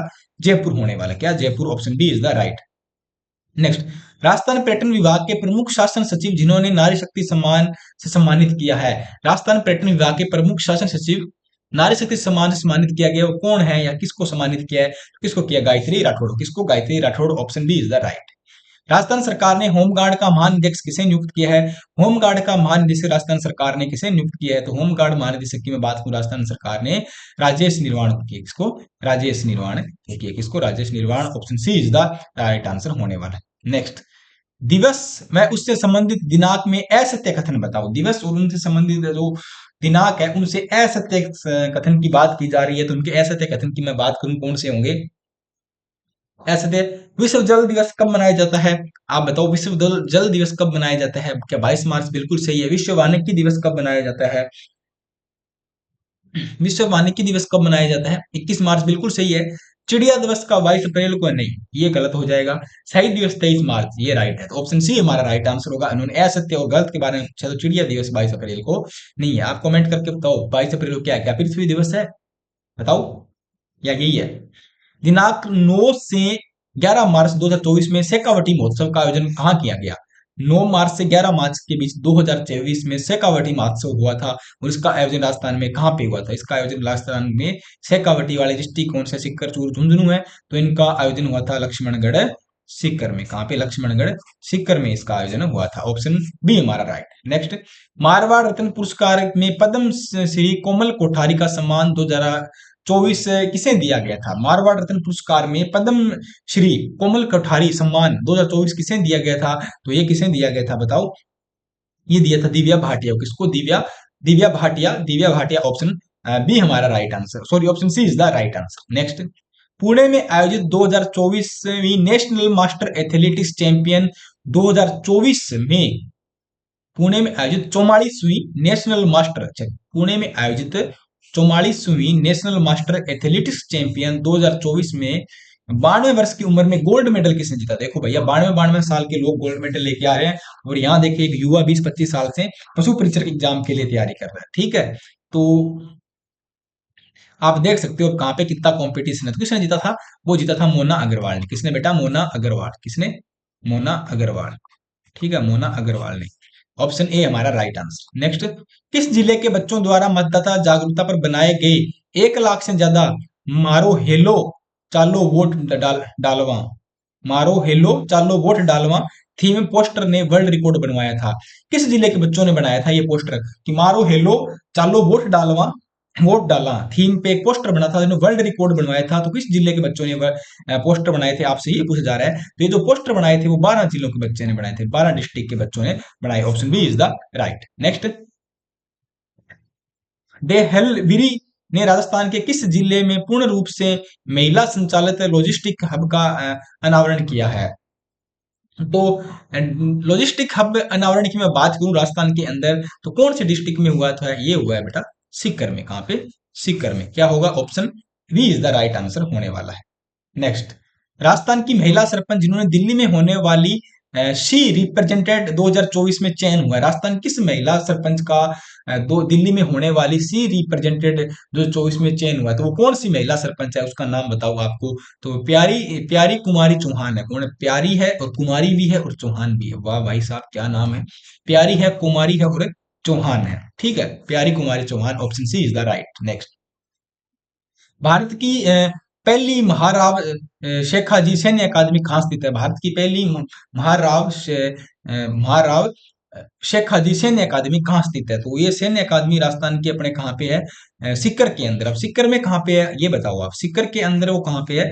मोहनपुरा गांव सीकर, मोहनपुरा गांव Sikar. Option B is the right answer होने वाला। नेक्स्ट, राजस्थान के 4 जिलों में नए Atal innovation studio and accelerator स्थापित किए जाएंगे, उनमें कौन सा शामिल नहीं है? आपसे पूछा राजस्थान के जो 4 जिले हैं उनमें AIS मतलब अटल इनोवेशन स्टूडियो एंड एक्सेलेटर बनाए जा रहे हैं, उन चारों में से ऑप्शन दिया, इनमें कौन सा शामिल नहीं? मतलब 3 तो इसमें शामिल है। अब 3 कौन सा शामिल है? जयपुर शामिल है, भरतपुर शामिल है, उदयपुर शामिल है, कोटा इसमें शामिल नहीं है। तो आपसे पूछा कौन सा शामिल नहीं है? कोटा शामिल नहीं है। ऑप्शन क्या होगा? Option C is the right. Next, Rajasthan में 13वीं इंडिया स्टोन मार्ट 2026 का आयोजन कब किया जाएगा? 13वां इंडिया स्टोन मार्ट 2026 का आयोजन कहाँ पे होगा? राजस्थान में होगा। और इसका आयोजन कब किया जाएगा? आपसे ये पूछा जा रहा है। तो इसके आयोजन की मैं बात करूं तो इसका आयोजन होगा फरवरी 5 2026 में। इसका आयोजन होगा 5 फरवरी 2026। ऑप्शन क्या होगा? Option C is the right. Next, अभी आप चैनल पे नए हो, चैनल को सब्सक्राइब नहीं किया जरूर सब्सक्राइब करो, एजुकेशन फैक्ट्री के ऐप को जरूर डाउनलोड करो। और सबसे इंपॉर्टेंट बात, मात्र 99 रुपए के अंदर आपको 300 टेस्ट प्रोवाइड किए जा रहे हैं, 50 फुल लेंथ टेस्ट और 250 सब्जेक्ट और टॉपिक वाइज टेस्ट। जो 50 फुल लेंथ टेस्ट है उनको अभी भी लगा सकते हो, अभी भी टाइम है इतना कि आप उन टेस्टों को दे सकते हो, क्योंकि आपकी जो तैयारी है इस लेवल की तो है कि आप उन टेस्टों को दे के देख सकते हो। ठीक है, तो उनमें आपको जो 50 फुल लेंथ टेस्ट है उनको जरूर, जैसे अपने मॉडल पेपर बनाया है ना, राजस्थान की हिस्ट्री रखी है, ज्योग्राफी रखी है, कल्चर है, जनरल साइंस का पार्ट है, मैथ, ऐसे ही आपका वो 50 फुल लेंथ टेस्ट दे दो तो आप पता लग जाएगा आप कहाँ पे गलतियां कर रहे हो, कितने नंबर आ रहे हैं, क्या स्कोर है, क्या रैंक है, उसका एनालिसिस कर लो। अभी भी टाइम है, वीक पॉइंट को अपना इंप्रूव कर लो और अच्छे नंबर ले आओ पेपर के अंदर। ठीक है, और जितनी भी क्लासें चल रही है या होगी, जिन क्लासों की सबकी चैनल पे प्ले लिस्ट बनी है वहां क्लासें करो, और जितनी भी क्लासें हैं उनकी सबकी PDF विद आंसर के साथ हमने टेलीग्राम में सेंड कर दी, तो वहां से PDF ले सकते हो। चलते हैं नेक्स्ट क्वेश्चन। अन्नपूर्णा रसोई योजना ग्रामीण की शुरुआत कब हुई थी? अन्नपूर्णा रसोई योजना ग्रामीण की शुरुआत हुई 10 सितंबर 2023 को हुई। 10 सितंबर 2023, 10 सितंबर 2023। Option C is the right. Mahavir Chakra विजेता कर्नल किशन सिंह के नाम पर नई फायरिंग रेंज का उद्घाटन किस विश्वविद्यालय में किया जाएगा? तो महावीर चक्र विजेता कर्नल किशन सिंह के नाम पर नई फायरिंग रेंज का उद्घाटन कौन से जिले में किया जाएगा और कौन से विश्वविद्यालय में किया जाएगा? तो वो जो विश्वविद्यालय है महावीर चक्र विजेता कर्नल किशन सिंह है, तो वो हमारा विश्वविद्यालय महाराजा गंगा सिंह विश्वविद्यालय बीकानेर। कहाँ पे होगा? महाराजा गंगा सिंह विश्वविद्यालय बीकानेर में होने वाला। Option A is the right. Rajasthan cadre की पहली महिला आईपीएस जो 31 जुलाई 2024 को रिटायर्ड हुई है वो कौन है? राजस्थान कैडर की पहली महिला आईपीएस है जो 31 जुलाई 2024 को रिटायर होगी, उनका नाम है नीना सिंह। क्या नाम है उनका? Nina Singh. Option A is the right. Next, Bikaner में आयोजित 32वीं सीनियर ताइक्वांडो चैंपियनशिप में किन खिलाड़ियों ने स्वर्ण पदक जीता है? तो किन खिलाड़ियों ने स्वर्ण पदक जीता है? बीकानेर में आयोजित 32वीं सीनियर ताइक्वांडो चैंपियनशिप में किन खिलाड़ियों ने स्वर्ण पदक जीता है? तो उन खिलाड़ियों को मैं आपको नाम बता देता हूँ, वो खिलाड़ी कौन कौन से हैं। एक तो है दिव्या राजावत है और शिव्या राजावत। कौन है? दिव्या राजावत और शिव्या राजावत। ऑप्शन क्या होगा? Option A is the right answer होने वाला है। नेक्स्ट, राजस्थान की किस चेयरपर्सन ने नेशनल पृथ्वी अवार्ड 2024 में से सम्मानित किया? राजस्थान के किस व्यक्ति को जिसको चेयरपर्सन है, मतलब इसको नेशनल पृथ्वी अवार्ड से सम्मानित किया? नेशनल पृथ्वी अवार्ड से सम्मानित होने वाले राजस्थान के व्यक्ति कौन है? तो वो है बेटा नीता उपाध्याय। कौन है हमारी? नीता नीता उपाध्याय। कौन है? नीता उपाध्याय। ऑप्शन बी इसका राइट आंसर होने वाला है। नेक्स्ट, काटने के पश्चात सेब भूरे रंग में बदल जाता है, इसका क्या कारण है? ये जब सेब आप देखते हो, सेब है, आलू है, बैंगन है, इन चीजों को हम काटते हैं तो भूरे रंग में परिवर्तन हो जाते हैं। वो कौन सा परिवर्तन है? क्या रासायनिक परिवर्तन है, भौतिक परिवर्तन है? तो वो बेटा एक रासायनिक परिवर्तन है, क्योंकि वो वातावरण के संपर्क में आके, खुली हवा में संपर्क में आके ऑक्सीजन के साथ कुछ रिएक्शन करता है, कुछ क्रियाएं करते हैं, तो उसमें केमिकल चेंजेस होते हैं, तब वो भूरे रंग के हो जाते हैं। सेब हो गया, आलू हो गया, बैंगन हो गया, ये कटने के बाद क्या थोड़ी देर आप हवा में छोड़ोगे तो उसमें भूरे रंग के हो जाते हैं। तो ऑप्शन क्या होगा? ए इसका राइट है, ये एक रासायनिक परिवर्तन है। नेक्स्ट, अमलगम मिश्र धातु क्या है? अमलगम मिश्र धातु की मैं बात करूं तो ये एक क्या है? अमलगम मिश्र धातु किन किन से मिलकर बना है या क्या है? ये एक मरकरी है बेटा। क्या है? अमलगम मिश्र धातु ये क्या है? मरकरी है, मरकरी पारा। Option D is the right. Next, धातु जिसका उपयोग हीमोग्लोबिन का निर्माण में होता है, किस धातु का उपयोग हीमोग्लोबिन निर्माण में होता है? तो हीमोग्लोबिन निर्माण में बात करूं मैं, जिस धातु का उपयोग होता है वो कौन सा है? आयरन। कौन है? आयरन का उपयोग हीमोग्लोबिन निर्माण में होता है। Option C is the right. Next, Bharat में प्रचुर मात्रा में पाए जाने वाला ऐसा कौन सा है? तो भारत में प्रचुर मात्रा में पाए जाना ऐसे वाला कौन सा है? मोनोजाइट। क्या है? मोनोजाइट। क्या है? मोनोजाइट। क्या है? Monazite. Option D is the right answer. Next, जब एक व्यक्ति तीव्र प्रकाश क्षेत्र से अंधेरे कमरे में प्रवेश करता है तो कुछ समय उसके स्पष्ट दिखाई नहीं देता है, बाद में धीरे धीरे चीजें दिखाई देने लगता है, उसका क्या कारण है? क्या है? अपन अचानक से कई बार क्या होता है कि अपन जब प्रकाश से, लाइट से उठ के क्या है, अचानक से अंधेरे वाले डायरेक्ट रूम में जाते हैं तो हमें वहां कुछ नहीं दिखाई देता, हमारी आंखें बंद हो जाती है, आंखों के आगे ऐसे मतलब अंधेरा सा छा जाता है और फिर थोड़ी देर वहां खड़े रहते हैं, फिर वहां के लिए सुटेबल हो जाते हैं और हमें चीजें दिखाई देने लग जाती है। तो इनका क्या कारण है? मतलब अंधेरे के प्रति कुछ टाइम हमारी आंखें क्या है, सुटेबल नहीं होती है, मतलब उसके प्रति अनुकूलित नहीं होती है, बाद में क्या धीरे धीरे उसके लिए सुटेबल हो जाती है। तो क्या लेंस के व्यास से फोकस दूरी का नहीं, पुतली के आकार में परिवर्तन नहीं है, रेडोप्सिन विरंजक वह पुण्य विरंजन होता है? नहीं, अंधेरे आंखों का अंधेरे के प्रति कुछ समय में अनुकूलित होना है। ऑप्शन सी हमारा राइट आंसर होगा। Option C is the right answer होने वाला है। नेक्स्ट, प्रकाश तिरंगों के लिए निम्न में कौन सा कथन सत्य है? प्रकाश तिरंगों के लिए निम्न में कौन सा कथन सत्य है? तो प्रकाश तिरंगों की मैं बात करूं, इनमें लाल रंग की तरंग धैर्य सर्वाधिक अधिक होती है। लाल रंग की आवृत्ति लाल रंग की आवृत्ति बैंगनी रंग की आवृत्ति से अधिक होती है। बैंगनी रंग का तरंग धैर्य सर्वाधिक नहीं, बैंगनी का सर्वाधिक है ही नहीं, लाल का ही लेमडा तरंग धैर्य सबसे अधिक है। तो ये इसमें सत्य कथन होने वाला है। जहां जैसे जैसे आवृत्ति बढ़ेगी वैसे वैसे लेमडा क्या है, जो आपकी सॉरी तरंग धैर्य बढ़ेगा वैसे वैसे वैसे वैसे आपकी आवृत्ति है या लेमडा क्या है, कम होता जाएगा। ठीक है, ये एक दूसरे के इनवर्सली प्रोपोर्शनल है, फ्रीक्वेंसी एक दूसरे के इनवर्सली प्रोपोर्शनल है लेमडा के, ये ध्यान रखना। ठीक है, तो ऑप्शन ए हमारा राइट आंसर है। नेक्स्ट, एक समय बालिका शिशु अपने अक्ष गुणसूत्र प्राप्त करती है, मतलब जब बच्चे का जन्म होता है तो बालिका उत्पन्न हुई है तो उसने एक्स गुणसूत्र प्राप्त किया, तो किस पे डिपेंड करेगा? क्या माँ पे डिपेंड करेगा, क्या पिता पे डिपेंड करेगा, या माता या पिता दोनों पे डिपेंड करेगा, दोनों में से कोई एक पे करेगा? तो जब बच्चे का जन्म होता है तो ना तो एकली मदर से होता है ना ही फादर से होता है, दोनों पे डिपेंड करता है, तो अपनी माता और पिता दोनों पे डिपेंड करेगा। Option D is the right. Next, समसूत्री विभाजन की किस अवस्था में गुणसूत्रों की आकारिक का अध्ययन किया जाता है? समसूत्री विभाजन में किस अवस्था में गुणसूत्रों की आकारिक का अध्ययन किया जाता है? तो उस आकारिक का नाम है, वो है क्या बेटा? मेटाफेज। क्या है? मेटाफेज का अध्ययन किया जाता है। क्या है? Metaphase. Option B is the right. Next, निम्न में कौन सी स्थिति टेस्ट ट्यूब बेबी की परिघटना को सही रूप से निरूपित करती है? इनमें कौन सी स्थिति है जो टेस्ट ट्यूब बेबी की घटना के लिए सही है? जब भ्रूण का विकास टेस्ट ट्यूब में होता है, ठीक है, देखते हैं, जब भ्रूण बनने की प्रत्येक प्रक्रिया टेस्ट ट्यूब बेबी में होती है, जब निषेचन आंतरिक होता है और विकास बाह्य होता है। जब निषेचन क्या होता है, बाह्य होता है, और विकास क्या है, आंतरिक होता है। तो इन्होंने सही कथन पूछा है, तो ये स्टार्टिंग के 3 तो बेटा है गलत। निषेचन क्या होता है, बाहर कराते हैं, और विकास है ना जो भ्रूण का, वो क्या होता है, अंदर होता है। तो ऑप्शन डी हमारा राइट आंसर होने वाला है। नेक्स्ट, लार किसके पाचन में मदद करती है? लार का बताओ किसके पाचन में मदद करती है? तो लार के पाचन के बारे में आपसे पूछा जा रहा है, किसके पाचन में लार मदद करती है, ये पूछा है आपसे। तो बताओ किसके पाचन में लार मदद करती है? क्या वसा के पाचन में करती है, प्रोटीन में करती है, स्टार्च के करती है, विटामिन में करती है? तो लार जो मदद करती है वो पाचन कौन सा है? वो है बेटा, जिसमें मदद करती है वो है स्टार्च। किसमें? स्टार्च के पाचन में मदद करती है। ऑप्शन सी इसका राइट आंसर होगा। नेक्स्ट, हीमोग्लोबिन के बारे में सत्य कथन। यह रक्त में ऑक्सीजन का संचार करता है। बिल्कुल सही बात है, हीमोग्लोबिन ही रक्त के अंदर ऑक्सीजन का संचार करता है। यह लोह युक्त यौगिक है। बिल्कुल सही बात है। यह रक्त को लाल रंग प्रदान करता है। बिल्कुल सही बात है। उपयुक्त सभी इसके राइट आंसर होने वाला, option D is the right answer होगा। नेक्स्ट क्वेश्चन, रक्त का लाल रंग किसके कारण होता है? रक्त का लाल रंग की मैं बात करूं तो किसके कारण होता है? रक्त का लाल रंग हीमोग्लोबिन के ही कारण होता है, भी हमने देखा था। ऑप्शन बी हमारा right answer, option B is the right answer. Next, निम्न में से मानव शरीर के किस तंत्र द्वारा हार्मोन नियंत्रित होते हैं?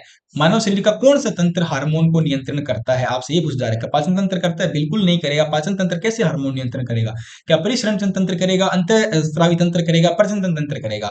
तो हार्मोन नियंत्रण का जो काम करता है वो कौन है? अंत स्त्रावी स्त्रावी तंत्र इसको नियंत्रण करता है। ऑप्शन क्या है? ऑप्शन है हमारा राइट आंसर होने वाला है, option C is the right answer होगा। नेक्स्ट, मादा जनन हार्मोन क्या है? मादा जनन हार्मोन की मैं बात करूं तो क्या एस्ट्रोजन है, प्रोजेस्ट्रोन है, इलेक्सिन हार्मोन है? तो सारे ही क्या है, मादा जनन हार्मोन है। सब लेडीज के अंदर ही पाए जाते हैं। चाहे मैं एस्ट्रोजन की बात करूं या प्रोजेस्ट्रोन की बात करूं, इलेक्सिन हार्मोन की बात करूं, ऑप्शन डी हमारा क्या है राइट आंसर होने वाला। तीनों के तीन लेडीज के अंदर ही हार्मोन मिलते हैं। नेक्स्ट क्वेश्चन, मनुष्य के मस्तिष्क का सबसे बड़ा भाग, मनुष्य मस्तिष्क का सबसे बड़ा भाग होता है, कौन सा होता है? मनुष्य मस्तिष्क वैसे तो कई भाग होते हैं, इन्होंने पूछा सबसे बड़ा भाग। सबसे बड़ा भाग होता है प्रामस्तिष्क। क्या होता है? प्रामस्तिष्क। Option C is the right. Next, humerus अस्थि कहाँ पाई जाती है? ह्यूमेरस अस्थि हमारे कहाँ पे पाई जाती है? तो ह्यूमेरस अस्थि है बेटा ऊपरी भुजा में पाई जाती है। कहाँ पे? ऊपरी भुजा में। कहाँ पे? ऊपरी भुजा में। ऑप्शन क्या होगा? Option C is the right. Next, यौन संचारित रोग का उदाहरण बताओ। यौन संचारित रोग क्या है? गोनोरिया एक क्या है? यौन संचारित रोग है। जो लेडीज डॉक्टर होती है या यौन रोग विशेषज्ञ होती है, तो उनको भी गोनोरियोलॉजिस्ट वगैरह या बोला जाता है। इसे मतलब आपने मेडिकल वगैरह में जाओगे, हॉस्पिटल वगैरह में, वहां पे इसे लिखा मिल जाएगा आपको। तो गोनोरियो क्या होता है? एक यौन संचारित रोग है। ठीक है, ऑप्शन ए हमारा राइट होगा। नेक्स्ट, शलीपद या फिल पाम किसके कारण होता है? शलीपद या फिल पाम किसके कारण होता है? तो ये होता है बेटा शूत्राभ कर्मी के कारण। किसके? शूत्राभ कर्मी के कारण होता है। ऑप्शन क्या होगा? ऑप्शन बी हमारा राइट आंसर होने वाला है। नेक्स्ट क्वेश्चन, और क्वेश्चन अब हमारे स्टार्ट हो गए बेटा किसके? क्वेश्चन अब हमारे स्टार्ट होते हैं मैथ के। आपसे क्या पूछा जा रहा है कि आपसे पूछा जा रहा है कि दो संख्याएं जिनका अनुपात क्या है, 3:4 के अनुपात में है, तो इनका लघुत्तम समापत्य 84 है। ठीक है, तो इनमें बड़ी संख्या बताओ। अब दो संख्या है, 3x मान लो, एक मान लो 4x। ठीक है, इनका लघुत्तम समापत्य क्या है? 84 है। तो इनकी सबसे बड़ी संख्या बताओ। तो 3 × 4 = 12, कितना हो गया? 12x = 84 हो गया। तो x की वैल्यू निकालो, कितनी आ गई? 7। अब इनमें 3 की जगह पुट करो वैल्यू। एक हो गया 3 × 7 कितनी हो गई? 21 हो गई। एक क्या हो जाएगी हमारी? 4 × 7 क्या हो जाएगी? 28। यही दो वो संख्या है जिनका लघुत्तम समापत्य 84 है। तो आप देख सकते हो बड़ी संख्या क्या? 28 है। ऑप्शन क्या होगा? ऑप्शन ए इसका राइट आंसर होने वाला है। नेक्स्ट, 5 अंकों वाली वह लघुत्तम संख्या बताओ जो 12, 18 और 21 से विभाजित हो जाएगी। 5 अंकों की सबसे बड़ी संख्या देखो, 1, 2, 3, 4, ठीक है, और 5। ये तो होगी इससे भी बड़ी संख्या। ठीक है, हमें तो क्या बताना है कि 5 अंकों की सबसे बड़ी संख्या बतानी है। वो कितनी होगी? 9,900। ये देखो 449 हो गया ना, ये 59। ठीक है, ये संख्या होने वाली है 5 अंकों वाली वह लघुत्तम संख्या बताओ जो 12, 18 और 21 से विभाजित है। ठीक है, तो 5 अंकों की सबसे बड़ी संख्या बतानी है आपको। ठीक है, तो अब देखते हैं 5 अंकों की सबसे बड़ी संख्या कौन सी है। तो इन्होंने कितनी दे रखा है? 12, 18 और 21 दे रखा है। तो 12, 18 और 21 का एलसीएम और एलसीएफ लोगे आप, एलसीएम वगैरह लोगे तो कितना आ जाएगा? इनका आ जाएगा एलसीएम वगैरह 252 आ जाएगा। ठीक है, 252 आपको मैंने पहले क्वेश्चन करा रखे हैं शायद। ठीक है, तो 252 आएगा। अब 252 इंटू आप कितना करो, कितने से इसको आप गुणा करो कि ये 10,000 के आसपास आ जाए। तो आप देखो 9,999 होगी, ठीक है, 5 अंकों की तो सबसे 5 अंकों वाली संख्या वही हो सकती है। अब इसे अगर 40 से गुणा कर दोगे ना तो ये 10,000 से ऊपर निकल जाएगी। तो इससे मैं किससे गुणा करके देखूं, 39 से गुणा किया, तो मैंने 39 से गुणा किया तो ये कितना आ रहा है, 9,828 आ रहा है, 9,828। और 40 से गुणा करो तो कितना आ जाएगा, 9,828, और 40 से गुणा करो कितना आ जाएगा, ये 4 अंकों की सबसे छोटी संख्या हो गई। अब देखो कितना हो गया, ये हो गया 10,080 हो गया ना।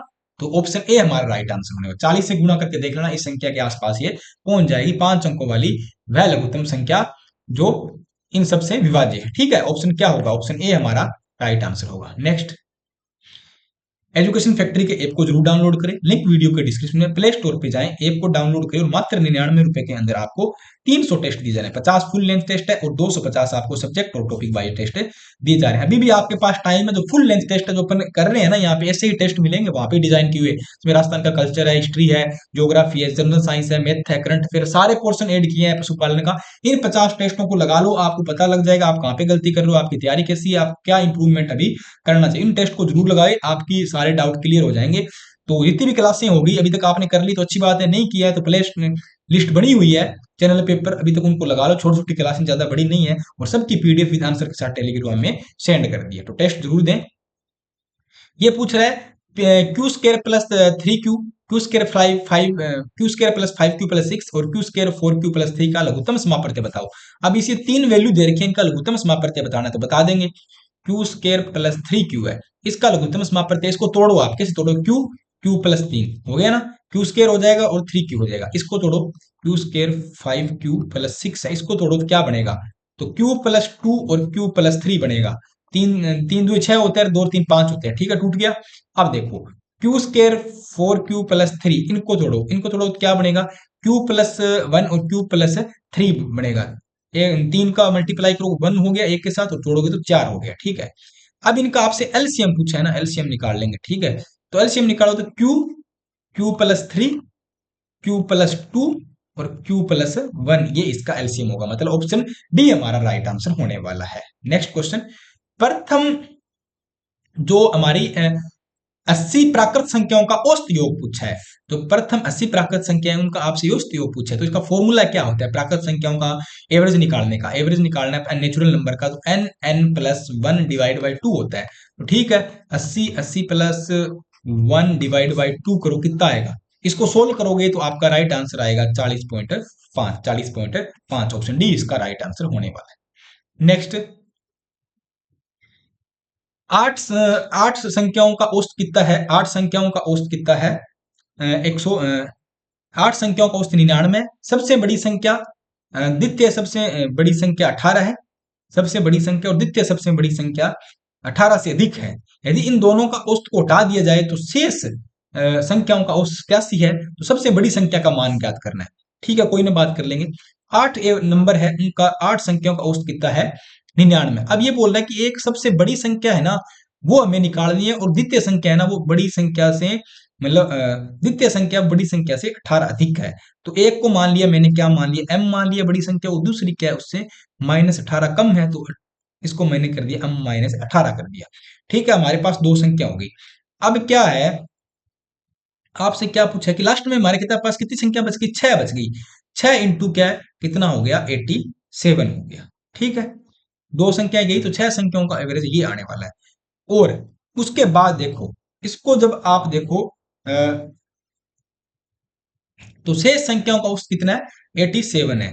शेष संख्याओं का औसत कितना है, 87 है। ठीक है, अब शेष संख्याओं का औसत 87 है, तो अब इसको आप सोल्व करो। जब हम इसको सोल्व करते हैं तो पता है कितना आता है, इसको सोल्व करने के बाद देखो कितना आएगा, 792, 792 प्लस 18 और -552। फिर से सोल्व करो, कितना आ जाएगा, 2288, और बराबर किसका कितना, दो ज्यादा हो गया, एक मिनट सेकंड, क्योंकि और फिर इसको सोल्व करोगे तो लास्ट में आपके पास कितना आएगा, 100 144 आ जाएगा। तो सबसे बड़ी संख्या क्या है? 144। ऑप्शन डी हमारा राइट आंसर होने वाला है। ठीक है, चलते हैं नेक्स्ट क्वेश्चन। आपसे क्या पूछा जा रहा है? ए बी सी डी चार लड़कों का औसत कितना है? जो A plus B plus C plus D है, इन चारों का एवरेज कितना है? 46 है। तो 46 को 4 से गुणा कर दो, रियल वैल्यू आ जाएगी, कितनी आ जाएगी? रियल वैल्यू कितनी आ जाएगी? 184 आ गई। ठीक है, ये बोल रहा है कि बी सी और डी और ई है, ये भी चार लड़के हैं, इनका एवरेज 52 है। तो 52 को भी 4 से गुणा कर दो तो कितना आ जाएगा? 200।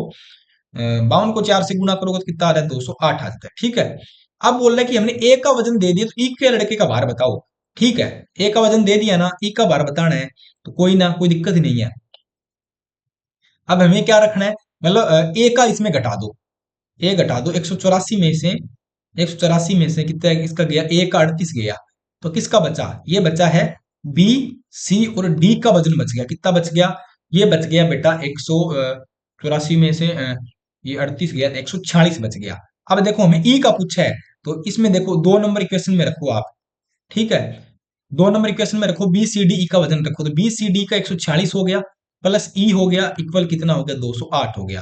तो ई बराबर 208 माइनस 146 करोगे तो इसका राइट आंसर आएगा 62। 62 किलो इसका राइट आंसर होगा। ई का वजन क्या है? 62 होने वाला है। चलते हैं नेक्स्ट क्वेश्चन की तरफ। 20 संतरों का लागत मूल्य, 20 संतरों का लागत मूल्य क्या है? 17 संतरों के बिक्री मूल्य के बराबर है। तो तद अनुसार से प्राप्त लाभ कितना होगा? ठीक है, कोई दिक्कत नहीं है। 20 संतरे का रेट कितना है? 16 संतरों के बराबर है। हमें लाभ निकालना है, डिफरेंस कितना है? 4 का 16 के रिस्पेक्ट में निकालना है, तो 4/16 हो गया, इंटू 100 कर दो, कितना हो गया? 25% इसका लाभ आने वाला। कितना?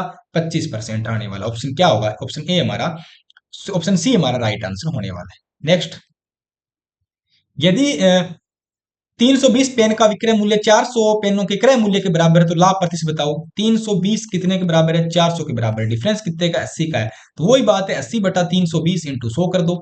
ठीक है, कट जाएगा ये इससे एक, और ये हो जाएगा तुम्हारा 800/32 हो जाएगा। फिर काटो इसको, तो ये तुम्हारा डिफरेंस कितना आएगा? कितना आएगा? 25%। तुम्हारा राइट आंसर आने वाला है। क्या? 25%। ऑप्शन बी हमारा राइट आंसर होगा। नेक्स्ट,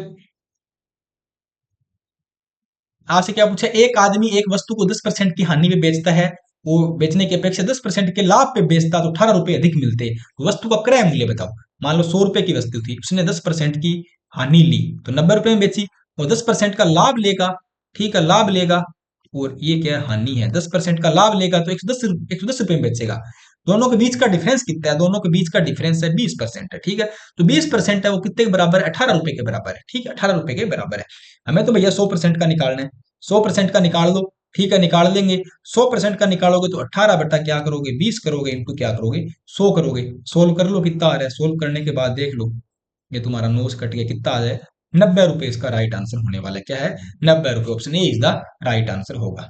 नेक्स्ट, अंडों के भाव में 20% गिर जाने पर एक व्यक्ति 90 रुपए में 15 अंडे अधिक खरीद सकता है। तो घटी हुई दर ज्ञात करो। पहले अंडे का भाव, जो दर घटी है प्रति अंडा, वो बतानी है आपको। ठीक है, अंडों के भाव में गिरावट आ गई। ठीक है, कितनी गिरावट आई है? 20% गिरावट आ गई। 20% गिरावट आ गई मतलब क्या हुआ? जब 20% की गिरावट आती है अंडों में, तो 20 बट्टा क्या हो गया? 100 हो गया, मतलब 1/5 हो गया। तो मात्रा क्या है?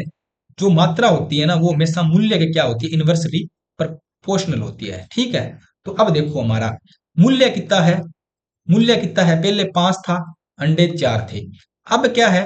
इधर मात्रा निकालो। 5 रुपए में कितने अंडे आते थे? पहले 4 आते थे, और अब 4 रुपए में कितने? 5 अंडे आ रहे हैं, मतलब उल्टा सिस्टम हो गया है। ठीक है, तो सीधी सी बात है, इन दोनों के बीच का डिफरेंस कितना है, आपसे ये पूछा जा रहा है। तो मैं इन दोनों के बीच के डिफरेंस की बात करूं तो 1 है।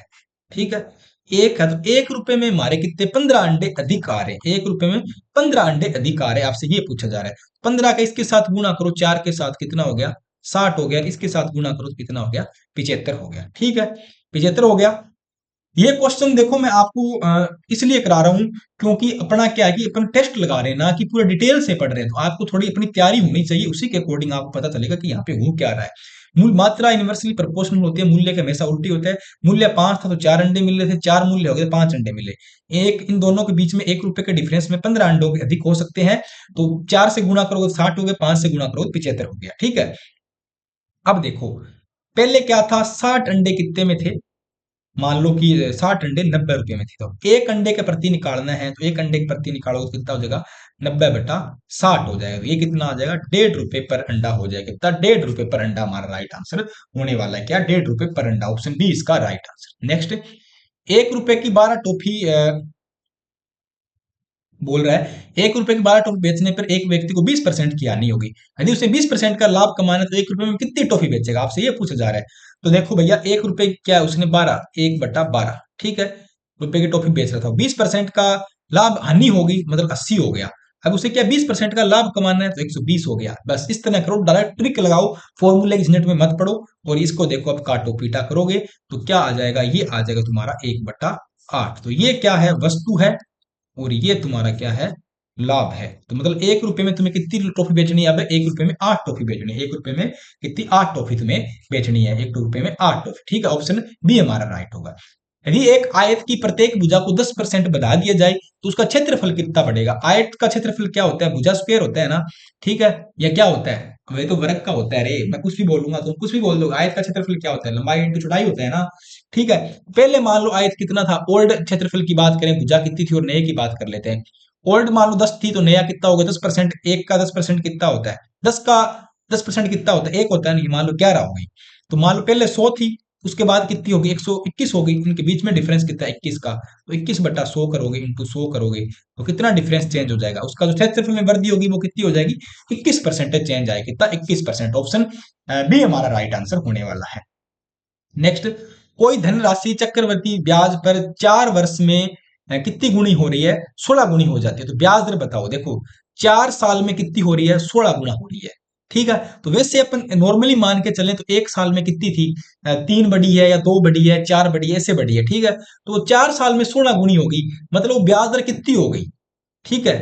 वो ब्याज दर कितनी होगी, वो 100% तुम्हारी ब्याज दर होगी, कितनी, 100% ब्याज दर होगी। तुम इसको सोल्व करोगे, कौन सा, मिश्र धन बराबर, चक्रवृद्धि ब्याज वाला फॉर्मूला लगाओगे, प्लस मूलधन 1 प्लस रेट अपन, मतलब दर है बटा 100 है, यहाँ पे क्या आता है, टाइम आता है। ये फॉर्मूला लगा के जब सोल्व करोगे तुम्हें सब पता लग जाएगा, जो तुम्हारी ब्याज है वो कितनी आ रही है, 100% के बराबर जा रही है, ठीक है, ऑप्शन डी हमारा राइट होगा। नेक्स्ट, कोई धन साधारण ब्याज पर 10% वार्षिक दर से कितने समय में 2 गुना हो जाएगा, कितने समय में 2 गुना हो जाएगा। 1 साल में, मान लो 1 साल पे क्या 10% बढ़ा, साधारण ब्याज है, चक्रवृद्धि ब्याज नहीं, ध्यान रखना। 2 साल में क्या है, 20% बढ़ेगा।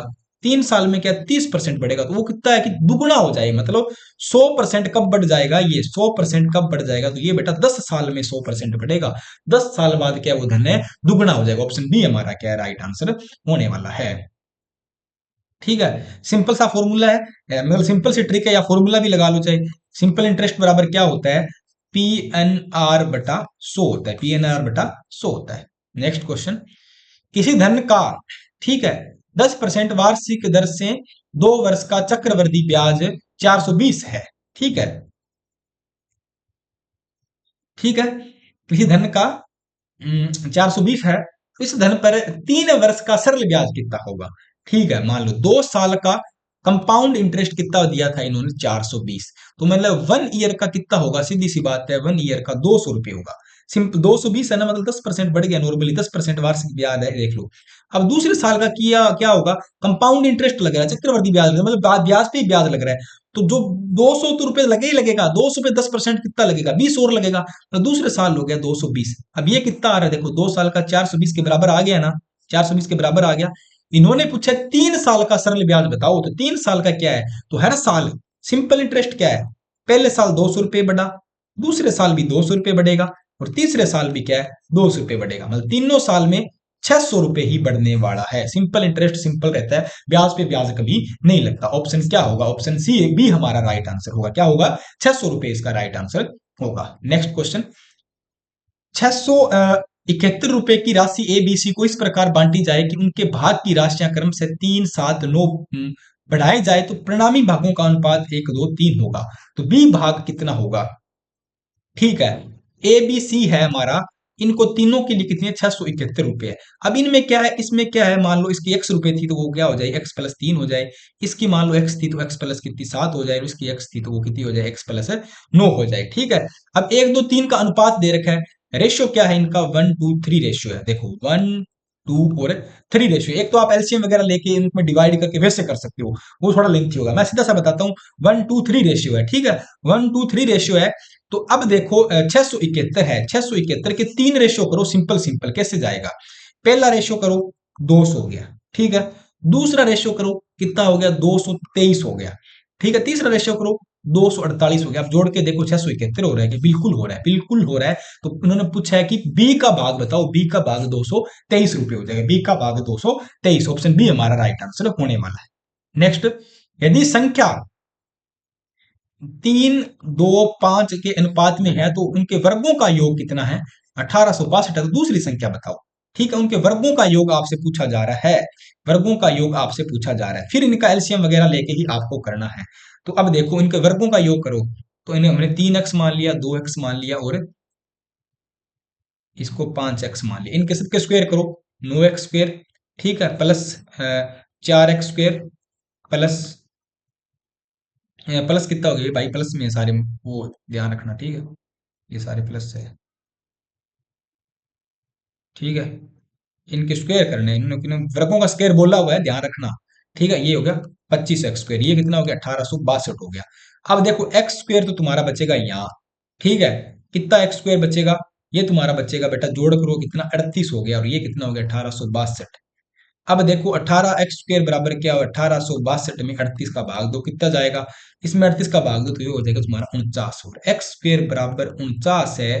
तो x की वैल्यू कितनी है, 7 है, 7 है x की वैल्यू। तो दूसरी संख्या पूछी है, तो दूसरी संख्या में इसका गुणा कर दो। दूसरी संख्या क्या है, 2x है, ठीक है, 2x है, 2x है, तो 2x 2 × 7 क्या हो जाए, दूसरी संख्या तुम्हारी 14 होने वाली है, कितनी, 14। ऑप्शन बी हमारा राइट आंसर होने वाला है, ठीक है। तो ये आज के हमारे कितने क्वेश्चन हो गए मोस्ट इंपोर्टेंट की मैं बात करूं, 115 तक हो गया। अब तुम्हारा पार्ट बी पशुपालन वाला स्टार्ट हो गया। तो अब पशुपालन आपको कराएंगे रवि सर, अभी आ रहे हैं, वो आपको जाना नहीं है, और कंटिन्यू वो आपको यहाँ से फिर से करेंगे। तो उनके साथ आप पशुपालन वाला पार्ट है बी करोगे, ठीक है, क्लासें अपनी कंटिन्यू रहेगी।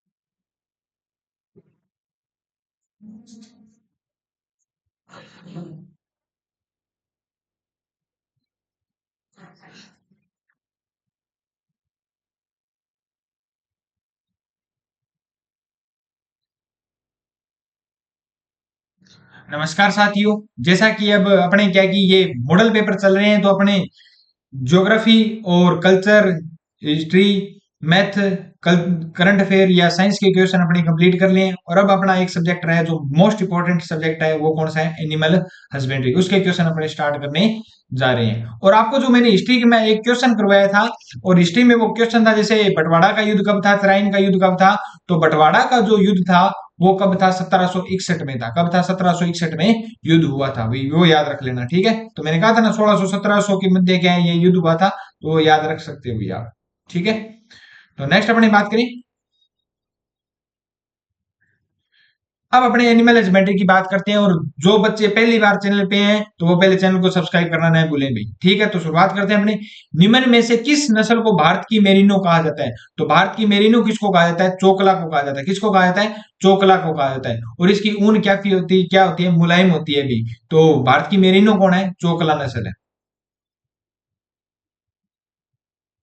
भेड़ की बागड़ी नस्ल राजस्थान के, भैंस की बागड़ी नस्ल राजस्थान के किस क्षेत्र में पाई जाती है। तो बागड़ी नस्ल जो राजस्थान के किस क्षेत्र में पाई जाती है, अलवर क्षेत्र में पाई जाती है। किस क्षेत्र में पाई जाती है, अलवर क्षेत्र में पाई जाती है। नेक्स्ट क्वेश्चन की बात करें, सबसे अधिक दूध देने वाली गाय कौन सी है, राठी, साहिवाल, जर्सी, होलिस्टन फीजियन। तो कौन सी गाय है, होलिस्टन फीजियन, एचएफ, जो क्या है कि अमेरिकन है। अमेरिकन गाय जिसको बोलते हैं अपने क्षेत्रों में अमेरिकन गाय बोलते हैं, तो वो कौन सी है? होलिस्टन फ्रीजियन है। और इसका उत्पत्ति स्थान क्या है? हॉलैंड है। क्या है? हॉलैंड है भी, याद रखना। जर्सी गाय के दूध में सर्वाधिक क्या होती है? वसा पाई जाती है। क्या पाई जाती है? वसा पाई जाती है। साहिवाल गाय के दूध में सबसे ज्यादा क्या पाई जाती है? लैक्टोज पाई जाती है। क्या पाई जाती है? लैक्टोज। सबसे ज्यादा जो मीठा दूध होता है वो लैक्टोज के कारण होता है, और वो सबसे ज्यादा लैक्टोज किसके दूध में पाई जाती है? गाय के दूध में, साहिवाल में पाई जाती है। और कितनी होती है? 5.4%। कितनी होती है? 5.4%। और राजस्थान की कामधेनु किसको कहते हैं? तो राजस्थान की कामधेनु किसको कहते हैं? राठी गाय को कहते हैं। किसको कहते हैं? राठी गाय को कहते हैं। तो इसका आंसर क्या होगा? होलिस्टन और होलिस्टन फ्रीजियन। नेक्स्ट क्वेश्चन की बात करें, निम्नलिखित पशु व उनकी नस्लों में जोड़ों में से कौन सा सुमेलित नहीं है? तो भैंस की नस्ल क्या है? महसाणा। ऊंट की नस्ल नाचना। और भेड़ की नस्ल खेरी। और बकरी की नस्ल क्या है? नाड़ी है।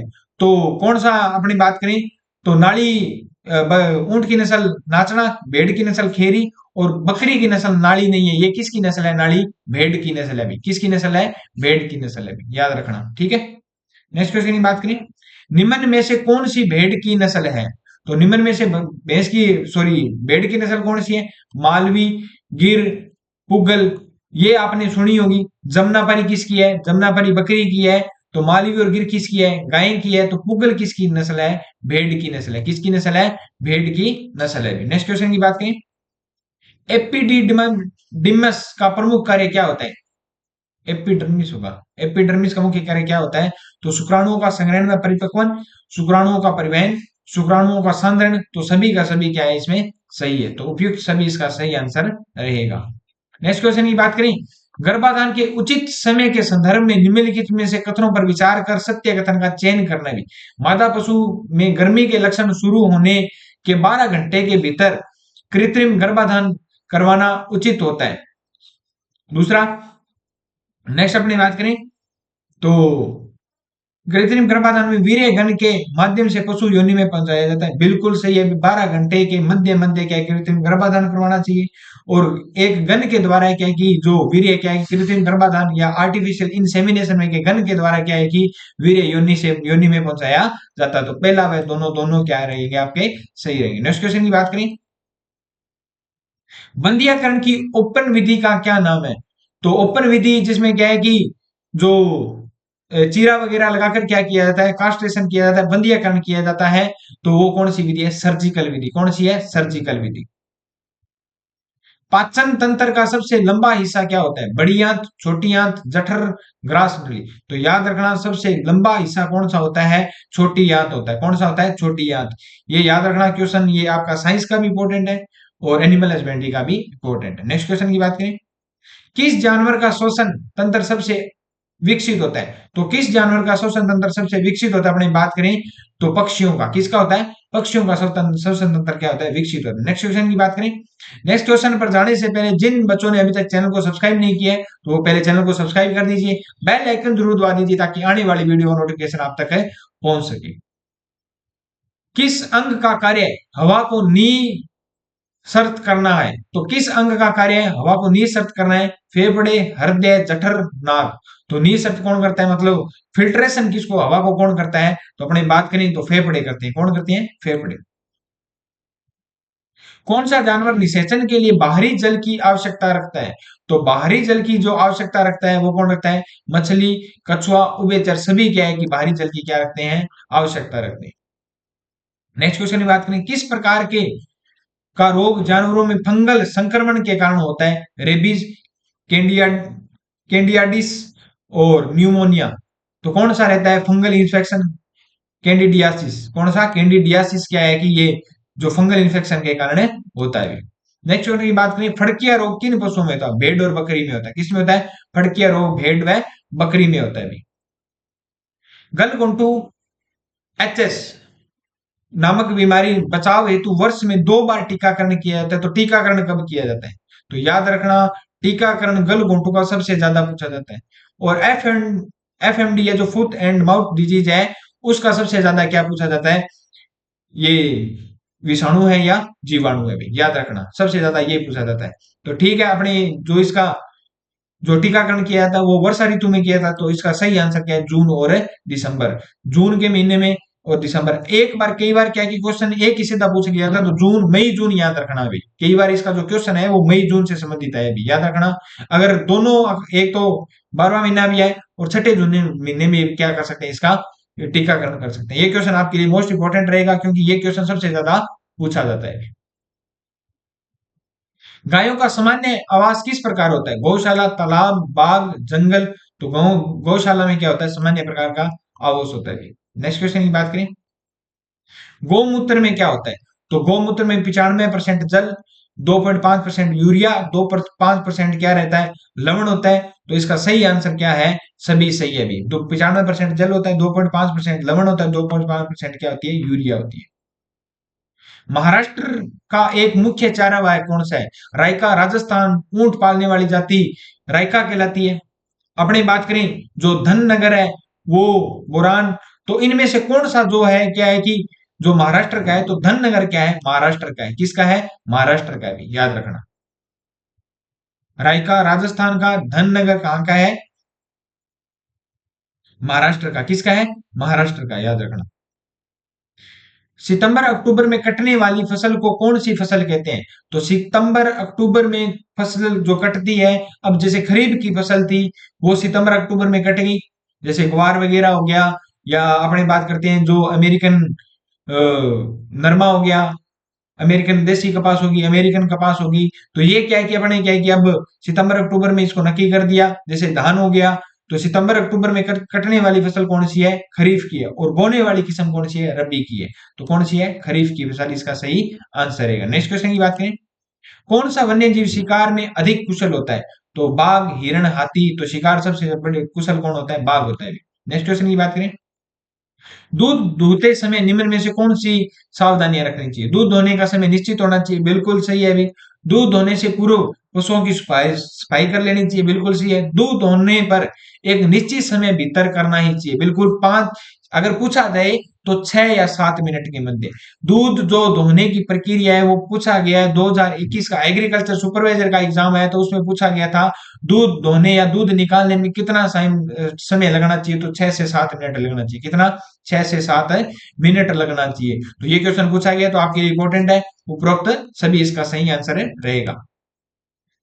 हमारे देश में कुल दूध उत्पादन में राजस्थान राज्य का कितना योगदान है। तो हमारे देश में जो दूध उत्पादन होता है, उसमें राजस्थान जो राज्य है उसका योगदान कितना है, 15% से क्या है, अधिक है, 15% से अधिक है। और राजस्थान दूध उत्पादन में 2022-23 के अनुसार दूसरे स्थान पर है। किस स्थान पर है, 2022-23 के अनुसार कौन से स्थान पर है, सेकंड स्थान पर है। पहले स्थान पर कौन है, तो पहले पर है यूपी। तीसरे पर कौन है, तो एमपी है। कौन सा है, एमपी। याद रखना 2021-22 के अनुसार अपना राजस्थान ऊन और दूध में क्या था, प्रथम था। क्या था, प्रथम था, याद रखना। नेक्स्ट क्वेश्चन की बात करें, भारत में प्रतिवर्ष कुल कितने लाख टन प्लास्टिक कचरे का उत्पादन होता है। तो कितने लाख टन जो प्लास्टिक कचरे का उत्पादन होता है, 34.69 लाख टन कचरे का क्या होता है, उत्पादन होता है। नेक्स्ट अपने बात करें, केंचुआ किसान मित्र होता है, इसके संदर्भ में निम्नलिखित कथनों पर अध्ययन कीजिए और सत्य कथन का चयन कीजिए। तो केंचुए द्वारा बनाई गई सुरंगें हवा, पानी और मिट्टी में आसानी से पहुंच सकता है, बिल्कुल सही है। केंचुआ मृत पत्तियों को खाता है और मल मिट्टी में क्या है, निषेचित करता है। तो सही आंसर है। कल वो केंचुआ मृत पत्तियों को और पौधों को खाता है, नहीं, ये अपशिष्ट पदार्थों को खाता है। क्या खाता है, अपशिष्ट पदार्थों को खाता है। और केंचुआ जमीन के नीचे मिट्टी को खोद कर नरम बनाता है। तो इसका सही आंसर क्या है कि ये ये क्वेश्चन मैंने को क्या है, थोड़ा सा गलत टाइप का लगता है। केंचुआ किसान का मित्र है, इसके संदर्भ में निम्नलिखित में कथन कौन से कथनों का अध्ययन कर सत्य कथन का चयन कीजिए। तो केंचुए द्वारा जो बनाई गई सुरंगें हवा और पानी मिट्टी को क्या है कि आसानी से पहुंच सकती हैं। केंचुआ मृत पत्तियों को खाता है और पौधों को खाता है, और मल जो मिट्टी में निषेचित करता है। केंचुआ जमीन के नीचे मिट्टी को खोदकर नरम बनाता है। सभी कथन क्या है, सही है।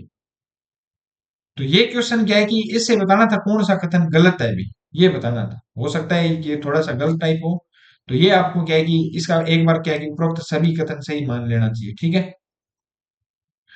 भारत राजस्थान में 20वीं पशु गणना में पशु घनत्व क्या है?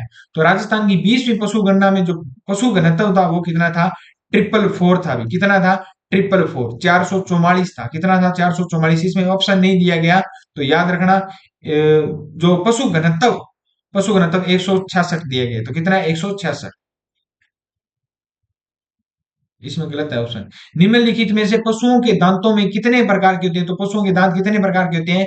4 प्रकार के होते हैं। कौन कौन से? कर्तन, कील, अग्रस्वर्णक, स्वर्णक। जैसे केनाइन दांत, इंसाइजर, मोलर, प्रीमोलर। याद रखना। और गाय भैंस में दांतों की संख्या कितनी होती है? 32 होती है। ऊंट में याद रखना, काफी बार गाय 34। कितने दांत होते हैं? 34।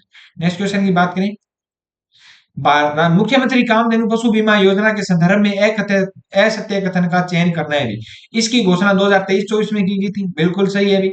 इस योजना के तहत प्रति परिवार को अधिकतम 40,000 रुपए देना चाहिए। बिल्कुल सही है भी। इस योजना में लाभ पशुपालक को 850 रुपए प्रीमियम राशि नहीं दी थी। और इस जो योजना का लाभार्थी था वो महंगाई राहत कैंप के माध्यम से। आपको पता है अशोक गहलोत जी ने महंगाई राहत कैंप लगाए थे, तो उसमें पैसे किसी से नहीं लिए थे। महंगाई राहत का मतलब ही क्या था? ये आपको पता है भी, चुनाव नजदीक थे तो ये जुमला किसने खेला था? तो अशोक जी गहलोत ने। तो उस समय 800 प्रीमियम राशि नहीं भुगतान करनी पड़ती थी। तो ये इसका क्या रहेगा? असत्य कथन है भी। नेक्स्ट क्वेश्चन की बात करें। ऊन प्रशिक्षण संस्थान किस जिले में है? तो ऊन प्रशिक्षण संस्थान अपने बात करें तो किस जिले में है?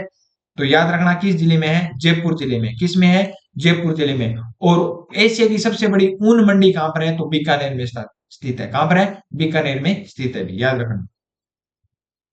दूध में कितने परसेंट वसा पाई जाती है? तो दूध में औसत जो वसा है वो कितने परसेंट होती है? 4 से 5% होती है। कितनी होती है? 4 से 5% होती है।